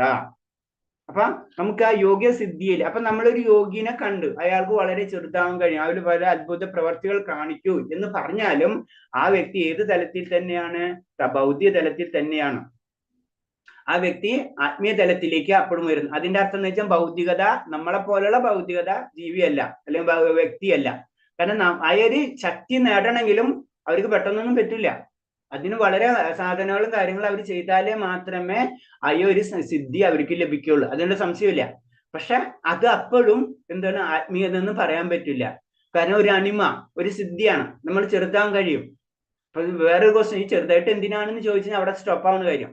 ആ സിദ്ധി നമുക്ക് കിട്ടി, ഓക്കെ, നമ്മൾ ആ സിദ്ധി എൻജോയ് ചെയ്യാന്നല്ലാണ്ട് ആ പരമായിട്ടുള്ള ആ ആനന്ദം നമ്മൾ അപ്പോഴും ലഭിക്കണം. പക്ഷെ അങ്ങനെ ഒരു സിദ്ധി ഉണ്ട്. കാരണം അങ്ങനെ ഒരു സിദ്ധി അവർക്ക് ലഭിക്കാം, അങ്ങനെ ഒരു സിദ്ധി അവർക്ക് ആർജിക്കാം. ഏതാണ് പറഞ്ഞ അണിമ സിദ്ധി എന്നാണ് അതിന്റെ പേര്. ഒരു കല്ലിനുള്ളിൽ പോലും കടക്കാൻ പാകത്തിൽ ഏറ്റവും സൂക്ഷ്മ രൂപം കൈക്കൊള്ളാനാകുക എന്നാണ് ഈ സിദ്ധിയുടെ പേര്. ഒരു കല്ലിനുള്ളിൽ ചെറുതായിട്ട് കടക്കാവുന്ന രീതിയിൽ അത്രയും സൂക്ഷ്മ രൂപം കൈക്കൊള്ളാൻ കഴിയും. അതാണ് പറയുന്നത് അണിമ സിദ്ധി എന്നാണ് അതിനെ പറയുന്നത്. അതിന് കമ്പാരിസൺ പറഞ്ഞു തരുന്നു. ആധുനിക ശാസ്ത്രവും ഈ നേട്ടം കല്ലിനുള്ളിൽ കടക്കുക എന്നത് കൈവരിച്ചിട്ടുണ്ട്. പർവ്വതങ്ങൾ തുറന്ന് എത്ര ഗുഹാമാർഗങ്ങൾ ആധുനിക സാങ്കേതിക വിദ്യയുള്ള ഫലമായി നമുക്ക് കിട്ടിയിട്ടുണ്ട്. അതുപോലെ തന്നെ മറ്റൊരു യോഗസിദ്ധിയുടെയും കഥ. അതുകൊണ്ട് അവയൊക്കെ ഭൗതിക കലകൾ മാത്രമാണ്. അതാണ് രസത്തിന്റെ കാരണം എന്ന് വെച്ച് കഴിഞ്ഞാല് നമ്മൾ ഇത്രയും സാധനങ്ങളൊക്കെ ചെയ്ത് ഒരു സിദ്ധി ഉണ്ടാക്കി, ആ സിദ്ധി നമ്മൾ അങ്ങനെ ചെയ്ത് അപ്പോഴെന്താണ് ആധുനിക ശാസ്ത്രജ്ഞന്മാര് ഇത് വളരെ സിമ്പിൾ ആയിട്ട് ചെയ്തിട്ടുണ്ട്. നമുക്ക് ഉള്ളിലേക്ക് കണക്കുണ്ടെങ്കിൽ പർവ്വതത്തിന്റെ ഉള്ളിലേക്ക് വേണമെങ്കിൽ പർവ്വതം കൊണ്ട് തുറന്നു തന്നാൽ മതി. മനസ്സിലായി? അപ്പൊ അത് ശരിക്കും പറയുമ്പോൾ അത് ഇൻഡയറക്റ്റ് ആയിട്ട് ഭൗതികത തന്നെയായിട്ട് മാറുകയാണ് ചെയ്യുന്നത്. അതാണ് പറഞ്ഞത്. അതുകൊണ്ട് ഇതൊക്കെ ഭൗതിക കലകൾ തന്നെയായിട്ട് മാറുകയാണ്. ആത്മീയ കലത്തിലേക്ക് അത് കടന്നിട്ടില്ല. അതാണ് ഇതിന്റെ പ്രോബ്ലം. അപ്പൊ ഇത് ഒരു സിദ്ധി. അതാണ് പറഞ്ഞത്. എന്താ പറഞ്ഞത്? അണിമ സിദ്ധി. അതായത് വളരെ ചെറിയ രൂപത്തിലേക്ക് നമുക്ക് ആവാൻ കഴിയും, സൂക്ഷ്മ രൂപം കൈക്കൊള്ളാനാവാൻ കഴിയും. അതാണ് അണിമ സിദ്ധി എന്ന് പറയുന്നത്.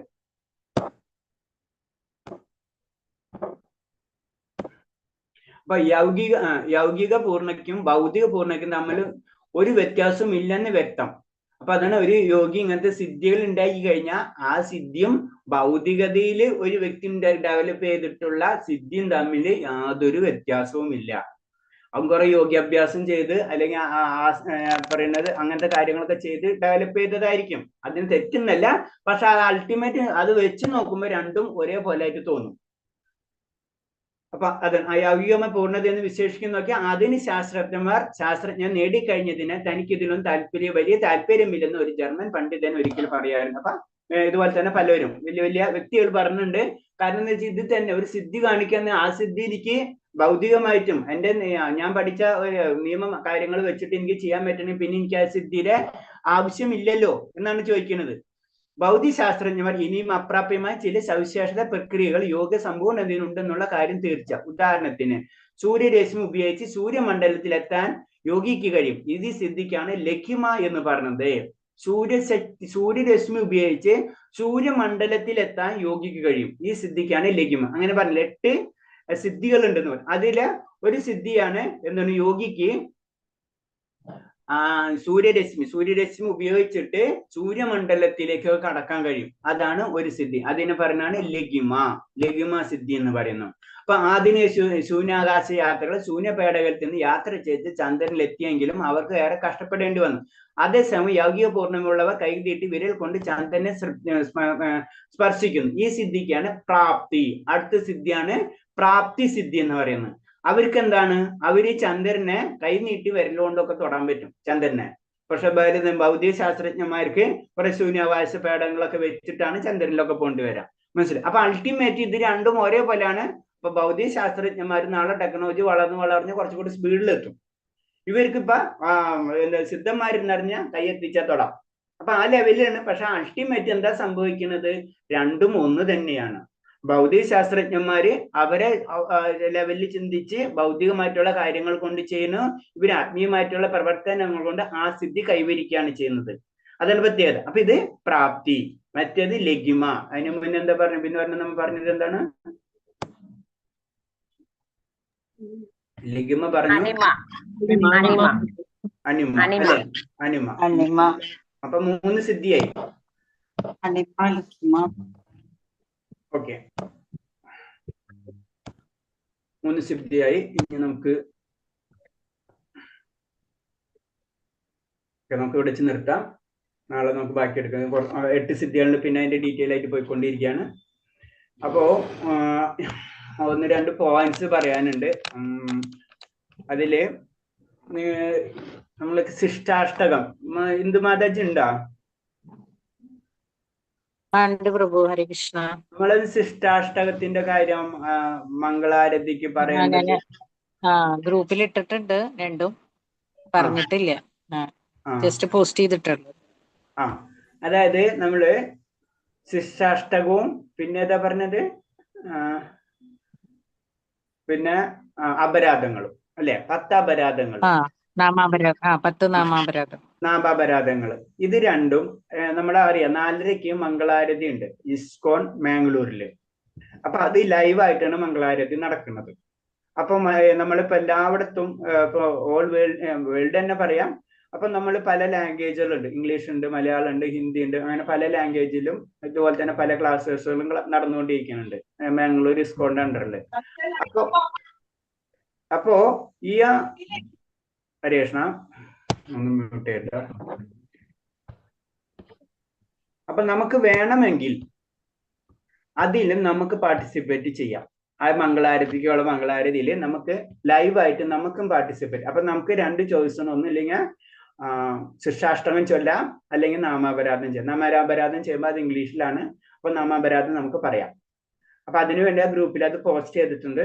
അപ്പൊ അതുപോലെ തന്നെ ശിക്ഷാഷ്ടകം മാതാജി അത് ഇട്ടിട്ടില്ല, അതൊന്ന് വോയിസ് ഇട്ടിരിക്കും. അപ്പൊ അത് പറയേണ്ട ട്യൂൺ ഒന്ന് പഠിച്ചു വെക്കാം. ഇൻട്രസ്റ്റ് ഉള്ളവർക്ക്, കമ്പൽസറി ഒന്നുമില്ല, ഇതുപോലെ ഇൻട്രസ്റ്റ് ഉള്ളവർക്ക് ആ സമയത്ത് ചൊല്ലണമെന്ന് തോന്നണമെന്ന് വെച്ച് കഴിഞ്ഞാൽ അവര് അത് പഠിച്ചു വെക്കാം. ഈ നാമാരാപദം ഇംഗ്ലീഷിലായിരിക്കും, അതിന് മലയാളം വേണമെങ്കിൽ ഇട്ടിരിക്കും മാതാജി. അപ്പൊ ഒന്ന് ശരിക്കും അവർക്ക് മനസ്സിലാവും. അപ്പൊ 2 കാര്യം, ഈ 2 കാര്യം ഇൻട്രസ്റ്റ് ഉള്ളവര് അത് പഠിക്കാൻ തന്നെ ബൈഹാർട്ട് പഠിക്കണമെന്നല്ല, കറക്റ്റായിട്ട് പഠിച്ച് പേര് തരണെങ്കിൽ പേര് തരണമെങ്കിൽ നമുക്ക് ആ സമയത്ത് നമുക്ക് കറക്റ്റ് ആ ടൈമിൽ അവരോട് പറഞ്ഞു കഴിഞ്ഞാൽ നമുക്ക് ആ സമയത്ത് ലൈവിൽ തന്നെ ആ കാര്യം നമുക്ക് ചെയ്യാൻ പറ്റും. ഒരു സമർപ്പണം, അത്രയാണ് ഉദ്ദേശം. അത് ഇൻട്രസ്റ്റ് ഉള്ളവർ അത് ചെയ്യാം. അതിനാണ് ഗ്രൂപ്പിൽ അത് പോസ്റ്റ് ചെയ്തിട്ടുള്ളൂ. പിന്നെ രണ്ടാമത്തേത്, ഒരു സെക്കൻഡ്.